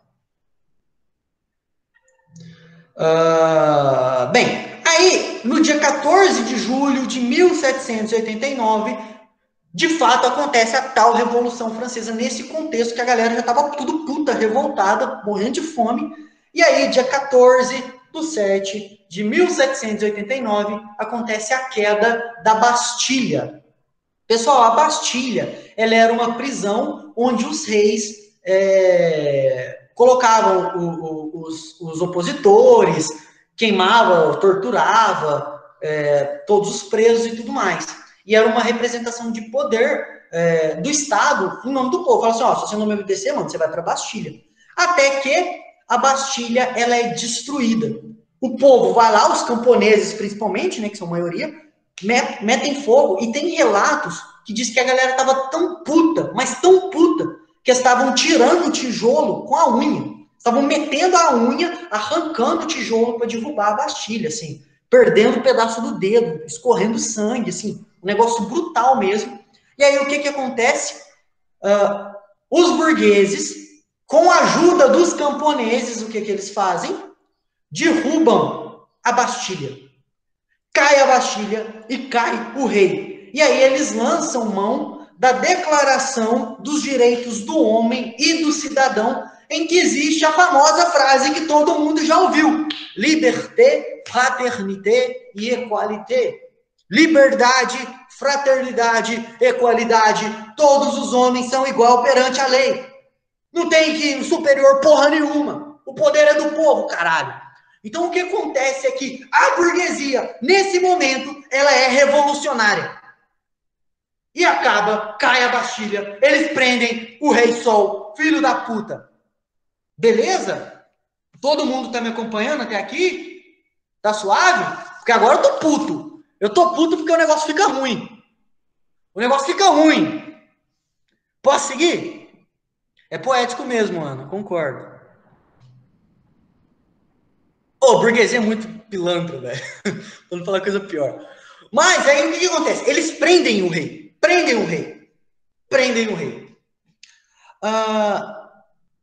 Antonieta, que era a amante do rei e tal, a mulher do rei, ela era da Áustria. E na Áustria ainda havia uma monarquia absolutista. O rei fala, porra, vou pra lá. E ele foge da cadeia. Mas aí ele foge a lá Game of Thrones e ele é reconhecido. No que ele é reconhecido, os caras falam, opa, vai vazar não, cuzão. E ele é condenado à morte. Ok? E aí, eles precisavam decidir o que fazer, né? Como é que ia governar esse negócio? Porque cortaram a cabeça do rei, né? E tal. Mas tinha uma galera burguesa que era mais conservadora, que tava falando, não, vamos com calma, mano. Vamos com calma aí, porque a gente tem privilégio. E tinha outra, não, vai ter que acabar com essa porra mesmo, porque o negócio tá feio. E aí, os revolucionários, eles fazem, então, em 1792, um ano após terem pegado o Rei Sol, a Convenção Nacional. O que era a Convenção Nacional? Pessoal, era um debate entre a burguesia. Então, olha que desgraça. Eu fico desgraçado da cabeça com isso, velho. Eu fico muito puto. Olha que desgraça. Os camponeses metem a cara lá, derrubam a Bastilha com as próprias mãos, arrebentam tudo, e agora esses caralho desses burgueses montam uma porra de uma convenção e mantêm os camponeses de fora. Agora a gente vai governar os camponeses. Porra, é eles que trabalhem, velho. Essa porra dessa burguesia, que era revolucionária, se torna conservadora. Ela engana o povo. E o povo é enganado até hoje. Vou pegar água que eu tô puto. Voltei. Acabou a água, bando de burguês safado. Então, agora vai acontecer um negócio muito legal. Muito legal. Fantástico, ótimo. Em 1792, tem essa porra dessa Convenção Nacional, em que há um debate entre os girondinos, a alta burguesia, e os jacobinos, né, a baixa burguesia. E aí, nossa, eu tô suando, tem sobrancelha, tem tudo aqui hoje. Bem, e aí eles botaram a porra de uma mesa, assim, vão todo mundo, senta na mesa aí. Os girondinos, eles sentaram do lado direito da mesa, os jacobinos sentaram do lado esquerdo da mesa, e tinha o pessoal da planície, que ficava ali, igual o sapo na lagoa, olhando, deixa eu ver, ó. Quem argumentar melhor aí, eu tô do lado. Ficaram no centro. E é nesse momento, olha que fantástico, é nesse momento que surge o termo direita e esquerda. Os jacobinos, radicais, revolucionários, sentam na esquerda, montando aí a esquerda política. Enquanto que os girondinos conservadores, que querem manter seus privilégios, eles sentam à direita. Culminando aí na direita. Quando eu falo se eu sou de esquerda ou sou de direita, surge daí. Nessa convenção. Do caralho, velho. É massa demais. E é óbvio, é claro, né? Óbvio a palavra horrível, mas é claro que os sentidos que a gente dá hoje para a direita e para a esquerda é muito diferente do que era na época, né? Ela era tudo burguês. Mas o fato é que foi nesse contexto da Revolução Francesa que surgem esses termos, direita e esquerda, que é muito bacana, muito bacana, muito bacana. A esquerda radical, que quer transformar, e a direita, que quer manter as coisas como estão, de forma não crítica, nos seus privilégios, enquanto tem gente morrendo de fome.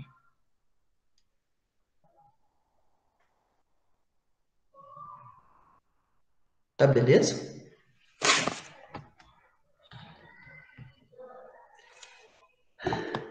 Eu tô suando.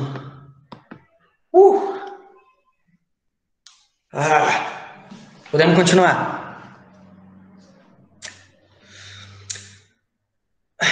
E aí, nesse momento, nessa reunião, tem um debate, até que na esquerda destaca-se um cara da esquerda que debate bem pra caralho, que ele sobe na mesa, joga vinho, bate, pega água, chama a burguesia de safada, não, brincadeira. E ele chamado Maximilien Robespierre. Robespierre, ou Robespierre, enfim, você já deve ter ouvido falar nele, né, o Robespierre. Sabe um jeito de lembrar que girondinos são de direita e jacobinos de esquerda? Você vai me falar que jeito é esse ou você quer que eu te fale, Isabela? Você vai me falar? Então me fala, diga. Olhando pela letra, o J maiúsculo é virado para a esquerda e o G virado para a direita. Genial, perfeito. Aí, viu, pessoal? Jacobinos de esquerda, girondinos de direita. Obrigado, Isabela, genial. Pessoal, então, é isso. E aí o Maximilien Robespierre, ele ganha destaque, né? E ele acaba transformando a Revolução Francesa numa ditadura. E esse período da Revolução é chamado de período do terror, porque eles eram muito radicais. Fala, mano, não tem nada a perder. Então, a primeira coisa que ele faz é extinguir o clero e a nobreza. Então, como eu disse, eles queriam matar todo mundo. Então, eles começam a caçar o clero e a nobreza, né? Então, eles dizem o seguinte... gente, a nobreza não tem direito a nada. Tá? A nobreza não tem direito a nada. É tudo nosso. Tudo nosso. E o clero também não. E aí estabelece o que a gente chama de laicidade, né? Essa ideia aí de tirar o clero do poder. Além disso, olha só, eles eram tão putos que eles mudam o calendário. Então, esse calendário que a gente conhece como janeiro, fevereiro, março, abril e tal, que é o calendário romano, eles mudam. Porque eles querem realmente quebrar com tudo. E agora eles têm um calendário próprio, com os meses de acordo com a estação do ano e tal. Eles acabam tendo esse calendário. Além disso, eles criam o que eles chamam de Comitê de Salvação Pública. Ou seja, eles criam um grupo de burgueses que vão cuidar das finanças, vão cuidar da administração do país, e, além disso, eles começam a investigar quem é contra a Revolução, quem está apoiando ainda os absolutistas. Além disso, eles criam o que eles chamam de Lei do Máximo, ou seja, todos os produtos têm um valor máximo para segurar a inflação. Então, você não pode subir o preço maior que isso, porque eu preciso segurar a inflação, porque senão a inflação vai a 1000, a galera morre de fome. Eles botam essa lei também. E eles criam aí o Tribunal Revolucionário, que é muito parecido com o Tribunal da Inquisição da Igreja Católica, em que eles vão atrás de todos os girondinos que eram contra e assassinam, executam esses traidores em praça pública. E eles inventam, nesse momento, a guilhotina. Então, eles acreditavam que quando você morre pela guilhotina, você está sendo salvo. Porque antigamente você era torturado, né, pela igreja, os caras te botavam fogo e tal. Agora não, agora você morre de forma limpa. Corta a sua cabeça sem dor, sem sofrer, sem nada. Então, eles se sentiam assim, nessa ideia de superioridade e tal. Tranquilo? Só que aí, o que acontece? Eles começam a ficar muito revoltos. Eles começam a ficar muito bravos e tal, mano, começa a cortar a cabeça de todo mundo. E aí os camponeses, coitados, que ficam de fora disso, né? Oh, puta que pariu. Os camponeses, eles começam a ficar com medo. E aí os girondinos, que são uns desgraçados também, o que eles fazem? Eles se aproveitam disso. Eles se aproveitam que o povo tá com medo e falam assim, vamos derrubar esse povo aí. Então, olha que desgraça. O tempo todo o povo é usado como um fantoche na mão da burguesia. Eles falam, vamos derrubar esses caras. E aí os girondinos conseguem o poder do povo e aí dão um golpe chamado de golpe do nono terminador, né? Que é graças aí ao calendário deles específico, que dura de 1795 a 1799. Aliás, o golpe é em 1795 e os girondinos ficam no poder por 4 anos, até 1799. E eles matam Robespierre. Eles matam Robespierre e tal. E aí os girondinos, eles fazem 3 coisas. A primeira coisa é que eles criam um voto censitário, ou seja, somente quem tem renda, quem tem grana que pode votar. E aí já tira o poder do povo, do camponês. O camponês que botou eles lá perde o direito de votar porque eles não têm dinheiro. Essa é a primeira desgraça, né? Além disso, eles criam um diretório em que são 5 diretores burgueses que governam junto. Então, são 5 diretores burgueses. E o que eles fazem, por fim, que é um tiro no próprio pé deles, eles criam um exército. Eles aumentam o exército, tal, o exército fica gigantesco e tal. E aí, nesse exército, surge um cara que vai reclamar o poder para si, que é um camarada chamado Napoleão Bonaparte. Então, os girondinos criam um exército, o exército cresce, Napoleão Bonaparte fica poderoso pra caralho, e aí o Napoleão Bonaparte toma o poder de volta dos burgueses.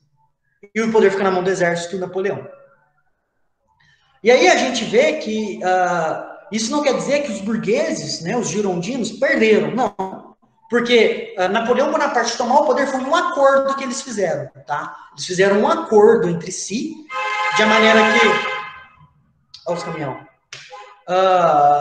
O Napoleão fez um acordo de maneira que ele favoreceria a burguesia em troca do poder, né? A Rainha Vermelha de Alice no País das Maravilhas parece inspirada nos jacobinos, porque ela sempre fala, cortem as cabeças. Pode ser. Pessoal, e aí acaba, então, a Revolução Francesa, em 1799, com a tomada do poder por Napoleão Bonaparte. Tranquilo? Bem, pessoal, então, o que acontece é que a gente tem Napoleão Bonaparte, então, que toma esse poder num acordo com os girondinos, que é a alta burguesia conservadora e tal. E aí ele assume o poder em 1799 e fica no poder até 1815, tá? Então, cerca de 16 anos. E esse seu poder, ele é dividido em dois momentos, em duas partes. Um primeiro momento que a gente chama do período do consulado e o segundo momento que a gente chama de período do império. Normalmente o pessoal só pensa no império, mas o período do consulado é muito importante porque é graças ao período do consulado que Napoleão vai conseguir ser o que é, tá? Então o período do consulado é de 1799 até 1804, tá? Então cerca de 5 anos. Bem, nesse primeiro momento e tal, quando Napoleão assume o poder em nome do exército, na verdade ele não assume sozinho, é ele mais dois. Só que esses dois, eles tinham uma função muito mais de conselheiros, então eles aconselhavam Napoleão o que fazer, como fazer e tal, e Napoleão, que era realmente o cara mais poderoso, que detinha todo esse poder, ele era o mais fodão e tal. E aí, esse primeiro governo, é importante vocês saberem que sempre quando se estabelece um governo novo, o primeiro governo, pessoal, é sempre o governo mais importante. Porque é onde o governante vai estabelecer as suas bases para que ele seja respeitado, né? Que é o que Maquiavel traz, é melhor você ser temido do que amado, mas você não pode ser odiado, não, porque se você for odiado, o povo revolta, o povo tem que gostar de você. Então, nesse primeiro governo, se você faz um primeiro governo muito, muito bom, você consegue se manter no poder. Um exemplo, o governo Lula. O primeiro governo Lula foi fantástico, foi eleito de novo no segundo mandato, com uma quantidade gigantesca de votos, né? Um exemplo, até o Trump, né? O Trump teve um mandato aí, foi uma desgraça, e saiu.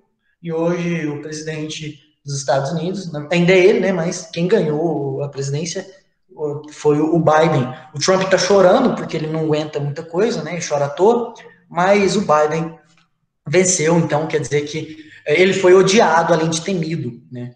E a filosofia de Maquiavel. Mas então o que acontece? Os girondinos, eles saem do poder em 18 de Brumário. Olha que legal, Brumário é o nome do mês, tá? Eles criam o próprio mês e tal. E aí esse movimento de 18 de Brumário, provavelmente vocês já ouviram falar, nada mais é do que a data em que girondinos saem do poder e Napoleão Bonaparte assume, ok? E depois, então, como eu disse, foi um acordo entre Napoleão e os girondinos, e ele ajuda a burguesia fazendo o seguinte, investindo na modernização e na industrialização francesa. Então, lembrem, olha só que legal, nesse momento, já 1800 e pouco, a gente já está entrando aí na segunda Revolução Industrial. Entrando na segunda Revolução Industrial, a gente tem uma expansão dessa tecnologia, dessa transformação, chegando na França. E aí, mediada por Napoleão Bonaparte. E é óbvio que se você é um comerciante, é um burguês, que depende das indústrias, se você moderniza, industrializa, aumentando a sua produção, você é beneficiado. Então, Napoleão beneficia os girondinos aí nesse sentido. Tranquilo, gente? Até aqui? Tá beleza?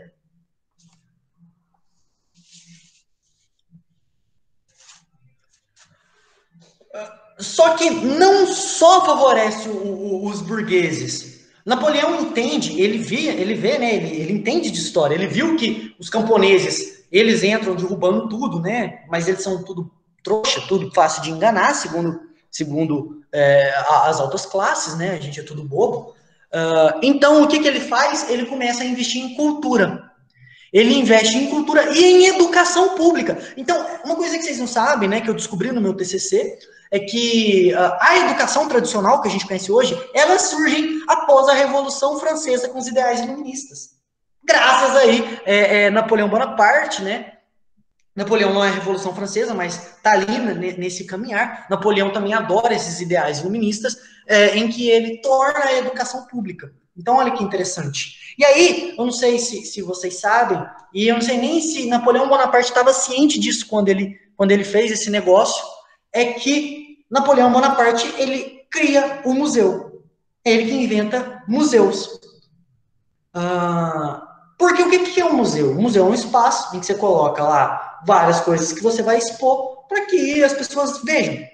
Napoleão Bonaparte pega um palácio chamado Louvre, hoje em dia é um dos principais museus da França. Ele pega o Louvre e abre para a população. Porque olha que sacada, que genial. Ele abre para a população e mostra como que os reis absolutistas viviam, enquanto a galera morria de fome. Ele mostra como é que era. E isso o povo começa a ficar muito mais puto, começa a ficar muito mais revoltado, falando, não, realmente tem que manter do jeito que está agora, porque esses reis são todos uns vagabundos. Então, olha tanto que os caras enganam a gente, né? Coitada da gente. Coitada da gente. Então, o povo ele começa a ver a vida dos nobres e tal. Além disso, Napoleão ele começa a saquear outros países e trazer coisas de outros países para o museu. Então, se muitas vezes o camponês ele não tinha dinheiro para viajar ao mundo, Napoleão traz a esse povo o mundo, né? Através dos museus e tal. Surge também os grandes naturalistas, né, que a gente já conversou com o Wellington sobre isso e tal, em que eles começam a conhecer o mundo e tudo mais. Então, o que a gente entende é que Napoleão Bonaparte tinha um puta carisma. A galera adorava Napoleão, certo? E aí, nesse contexto, ele consegue agradar tanto os burgueses quanto os camponeses, né, quanto o povo e tal. Para os burgueses, ele cria a industrialização, a modernização da sociedade, aumento da produção. E para os camponeses, ele traz a cultura para o povo curtir e tudo mais. Então, por isso que é muito importante, gente. Por isso que é muito importante.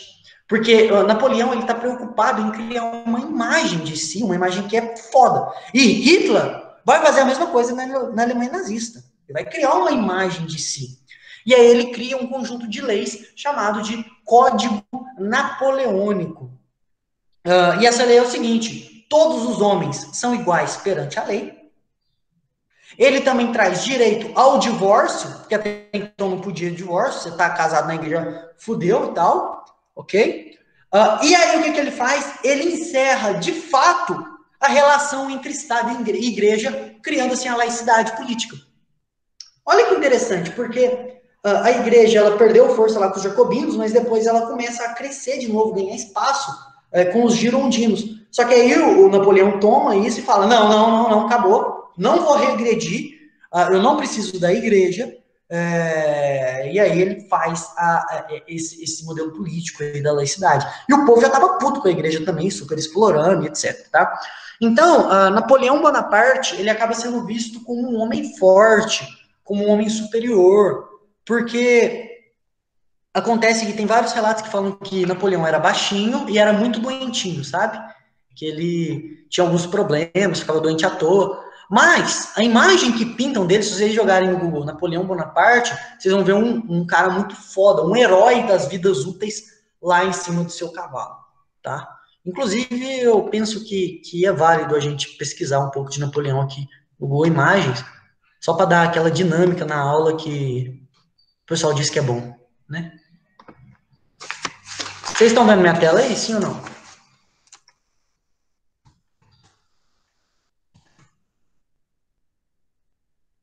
Beleza. Então, olha aqui, quando a gente olha imagens de Napoleão, a gente vê um cara imponente sobre o cavalo, olha. Ele tá a cara do Trump aqui, né? Olha a cara do Trump, velho, é um amarelão. Coisa horrorosa. Mas essa é a forma como Napoleão construiu sua imagem nesse seu primeiro governo, né? Olha só. Ele é tido como um cara poderoso e tal, forte. Aqui ele tá com cara de... aqui, essa imagem aqui se aproxima um pouco mais do real. Ó, como ele é, ó. Gordinho, baixinho, doentinho. Tá? Então é como Napoleão era representado. Bem, isso graças à imagem. Então, o cara é tão carismático, o cara é tão maneirinho, que a galera acaba, os próprios pintores acabavam pintando ele como um herói mesmo. Ele vendia sua imagem e tal. E aí, olha só que louco, gente. Napoleão, ele foi tão foda, construiu sua imagem tão bem construída, que aí chega um momento, em 1804, que ele organiza um plebiscito, ou seja, junta todo mundo assim num lugar, fala, pessoal, o que vocês acham disso? Ele fala assim, o que vocês acham de, ao invés de eu ser o cara que manda aqui, eu ser o imperador da França? Todo mundo vota assim. Então, ele é tão bem construído que todo mundo nem pensa, você fala, não, tudo bem, você pode ser imperador, sim. Só que você pensa, nossa, mas então vai voltar para a monarquia absolutista? Não, não, não. O Napoleão, ele está muito mais como um déspota esclarecido, né? Em que ele se nomeia como imperador, mas ele está com os ideais iluministas muito fortes na sua cabeça. Ok? E aí, então, no período de 1804 a 1815, acontece aí a segunda fase do período de Napoleão Bonaparte, que é o período do Império, tá? Então, vamos retomar o que é o Império, gente. Quando a gente fala de Império, a gente fala de imperar sobre outras nações. Então, a gente fala de expansão territorial e domínio político. Então, Napoleão queria tomar uma caralhada de terra, queria pegar, conquistar e fazer da França fazer da Europa seu grande império, assim como Alexandre o Grande fez na Antiguidade. Então, Napoleão queria conquistar todo o mundo, né? Ele começa pela Europa. E aí, para conquistar esse mundo, ele já considera dois inimigos. Então, ele já tem dois inimigos esclarecidos com quem ele ia lutar. O primeiro são os países absolutistas. Então, a França, como ela já venceu isso, não gosta mais de monarquia absolutista, ele vai contra esses países. Então, esses países são principalmente a Rússia, a Áustria e a Prússia. A Prússia, pessoal, era uma região onde atualmente hoje a gente tem a Bélgica, tem a Alemanha e tudo mais, mas a gente, nesse momento, no século XIX, a gente chamava de Prússia, certo? E os países desenvolvidos economicamente, principalmente a Inglaterra, porque Napoleão ele era contra o que a gente chama de livre concorrência. Então ele pensava o seguinte, eu preciso fazer a França entrar no mercado, eu preciso fazer com que a França seja poderosa no comércio. E aí tem duas formas de eu fazer isso, né? Vamos imaginar que eu tenha uma loja de videogames. E a minha loja se chama Sony. E eu faço PlayStations. E aí existe uma outra loja lá, chamada Microsoft, que faz Xbox. E aí o que acontece? Napoleão é a Sony, e a Inglaterra é a Microsoft. Beleza? Bem, qual que é a melhor forma de você conseguir um mercado? Você diminui seu preço, aumenta a qualidade. E aí você entra no mercado, todo mundo compra de você. Só que Napoleão, ele faz diferente. Ele fala assim, velho, é tão mais fácil eu chegar lá e descer o pescotapo em todo mundo. E aí o que Napoleão Bonaparte tenta fazer? Ele tenta destruir a Inglaterra.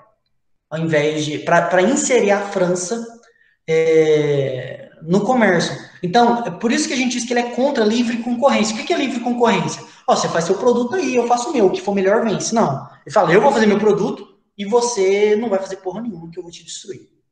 E aí, por isso que ele era contra, principalmente, a Inglaterra, tá? Existe uma treta muito grande entre franceses, ingleses e tudo mais. Gente, tá tranquilo até aqui? Ou não? Eu posso seguir?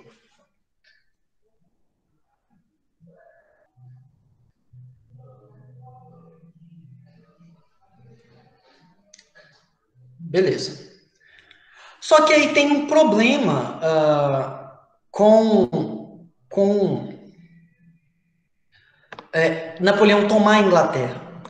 Porque aqui está a França, aqui está a Espanha, Portugal, e aqui em cima está a Inglaterra. E aí, separando a França da Inglaterra, tem uma quantidade de água lá, uma parte de oceano, que a gente chama de Canal da Mancha. Então, o Canal da Mancha, por que acontece? A Inglaterra, ela não é continental, ela é uma ilha.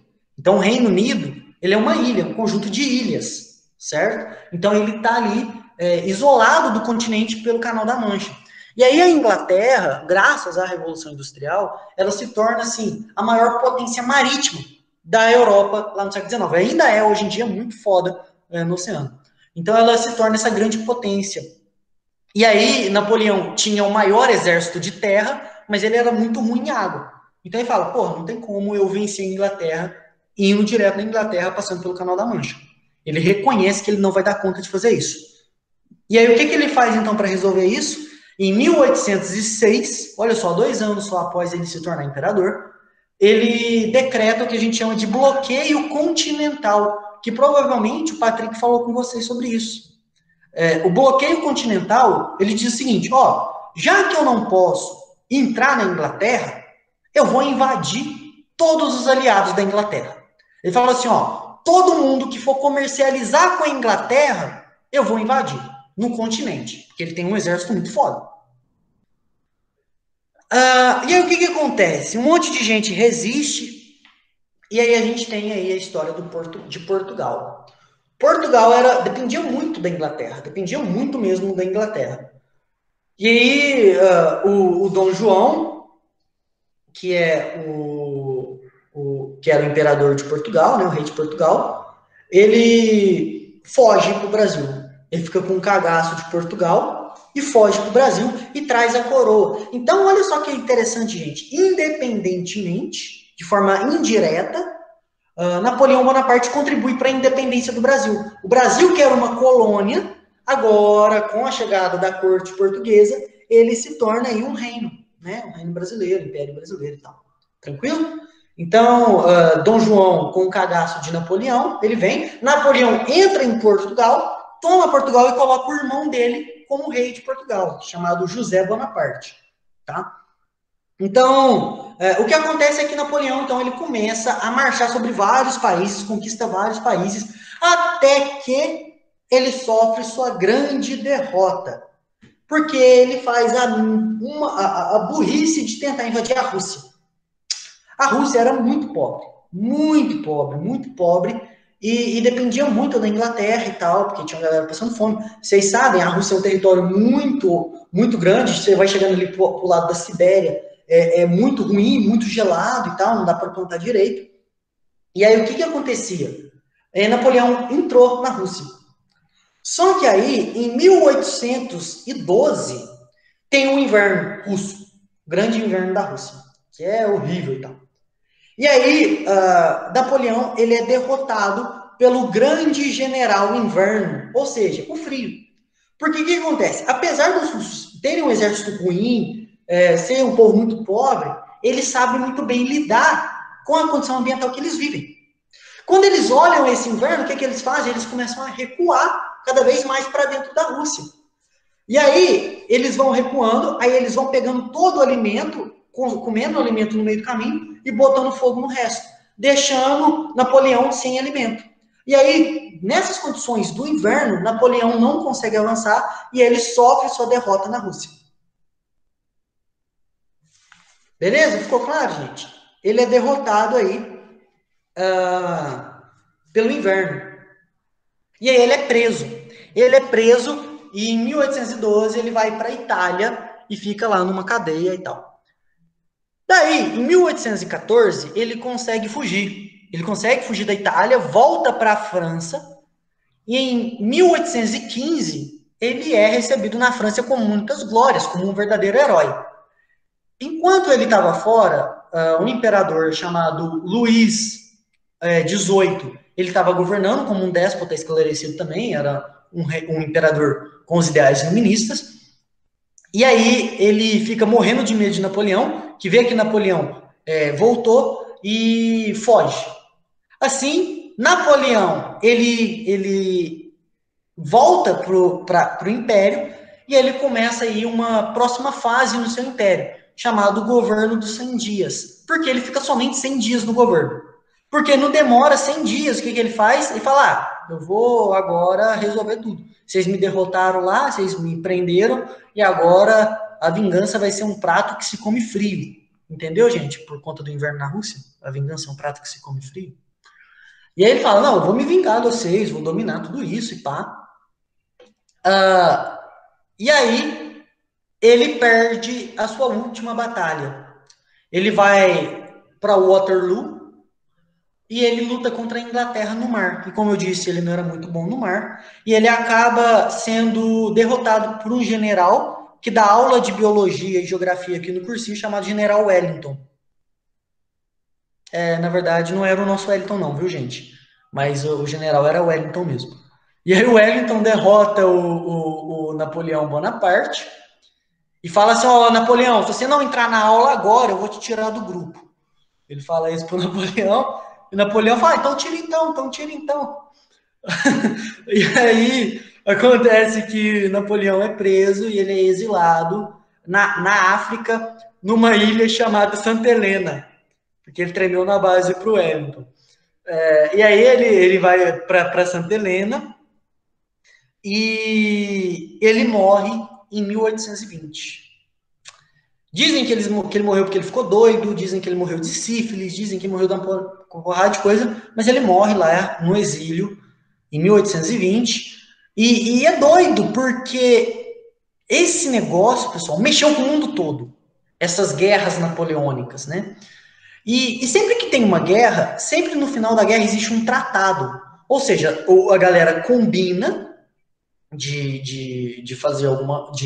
De como que vai resolver, quem for o culpado, o que vai ter e tal. E aí, no final das guerras napoleônicas, entre 1814 e 1815, países se unem para assinar o Tratado de Viena.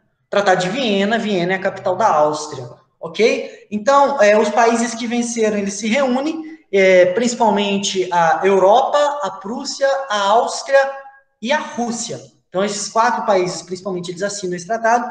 E qual que é a ideia? É devolver todos os países que foram conquistados por Napoleão para os países originais, para os reis.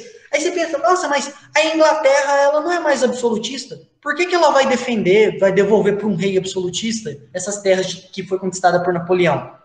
É porque a Inglaterra, ela tem medo de tirar o monarca absolutista e haver revoluções, igual teve na Revolução Francesa, essa revolução gerar um outro Napoleão Bonaparte e ameaçar o poder inglês. E aí, por isso, a Inglaterra ela começa a apoiar os monarcas absolutistas. E assim ela mantém seu monopólio comercial. Ficou claro isso para todo mundo? Por que a Inglaterra, mesmo não sendo uma monarquia absolutista, ela apoia os monarcas? Tranquilo isso? Ela tem medo de uma nova revolução e de um novo Napoleão. Tá? E aí, o que acontece? Um dos países, uma das terras que foram tomadas por Napoleão foi Portugal. E aí, Dom João ficou sabendo desse tratado, ele estava aqui no Brasil, né? E ele falou, eu quero Portugal de volta. E aí os caras falando, não, claro que não, você é um covarde, você é um vacilão. Hein? Ao invés de você vir lutar, você fugiu, que não sei o quê, você foi pra colônia e tal. Só que aí, o que Dom João faz? Ele fala assim, para não perder Portugal, ele diz, nada a ver. Aqui, ó, Brasil não é mais uma colônia, ele é o Reino Unido de Portugal. E aí, nesse momento, olha só, por conta de Napoleão, isso acelera a independência do Brasil. E aí, para não perder o Brasil, Dom João vai lá, para não perder Portugal, desculpa, ele vai lá e nomeia Brasil como um Reino Unido de Portugal, acabando assim com um pacto colonial entre Brasil e Portugal. Agora, o Brasil é um reino e não mais uma colônia. Vocês vão ver isso mais profundamente com o Patrick, tá? O que acontece é que a Inglaterra ela vai se aliar a essas monarquias absolutistas, formando o que a gente chama de Santa Aliança. A Santa Aliança é uma aliança entre Áustria, Rússia e Prússia, em que eles dizem o seguinte, assim, ó, sempre que tiver alguma revolução, a gente vai se unir e vai conter essa revolução para não deixar acontecer. Isso é tão da hora, gente, porque o que acontece? Quando Napoleão ele começa a invadir a Europa, ele muda todo o mapa. Então começa a ter uma bagunça territorial. E aí, quando surge o Império Alemão e a Prússia se desfaz, lá em 1900 e pouco, vários países falam, mas eu quero essa terra aí, velho, essa terra é nossa e tal, quando Napoleão tomou, não sei o quê. E aí, por conta disso, acaba tendo a Primeira Guerra Mundial, em que a Alemanha ela busca pegar terras que ela entende que é dela por direito e que durante esse Tratado de Viena ela não foi respeitada. Então, olha como que Napoleão Bonaparte mudou mesmo e reencaminhou a geopolítica do seu tempo, com as guerras e tal. Então, a Primeira Guerra é uma reivindicação de terras que foram bagunçadas pelas guerras napoleônicas. Tranquilo para todo mundo, gente? Sim ou não? Doido, né, gente? Como que a gente está chegando agora aqui no nosso século, né? Vocês têm alguma dúvida?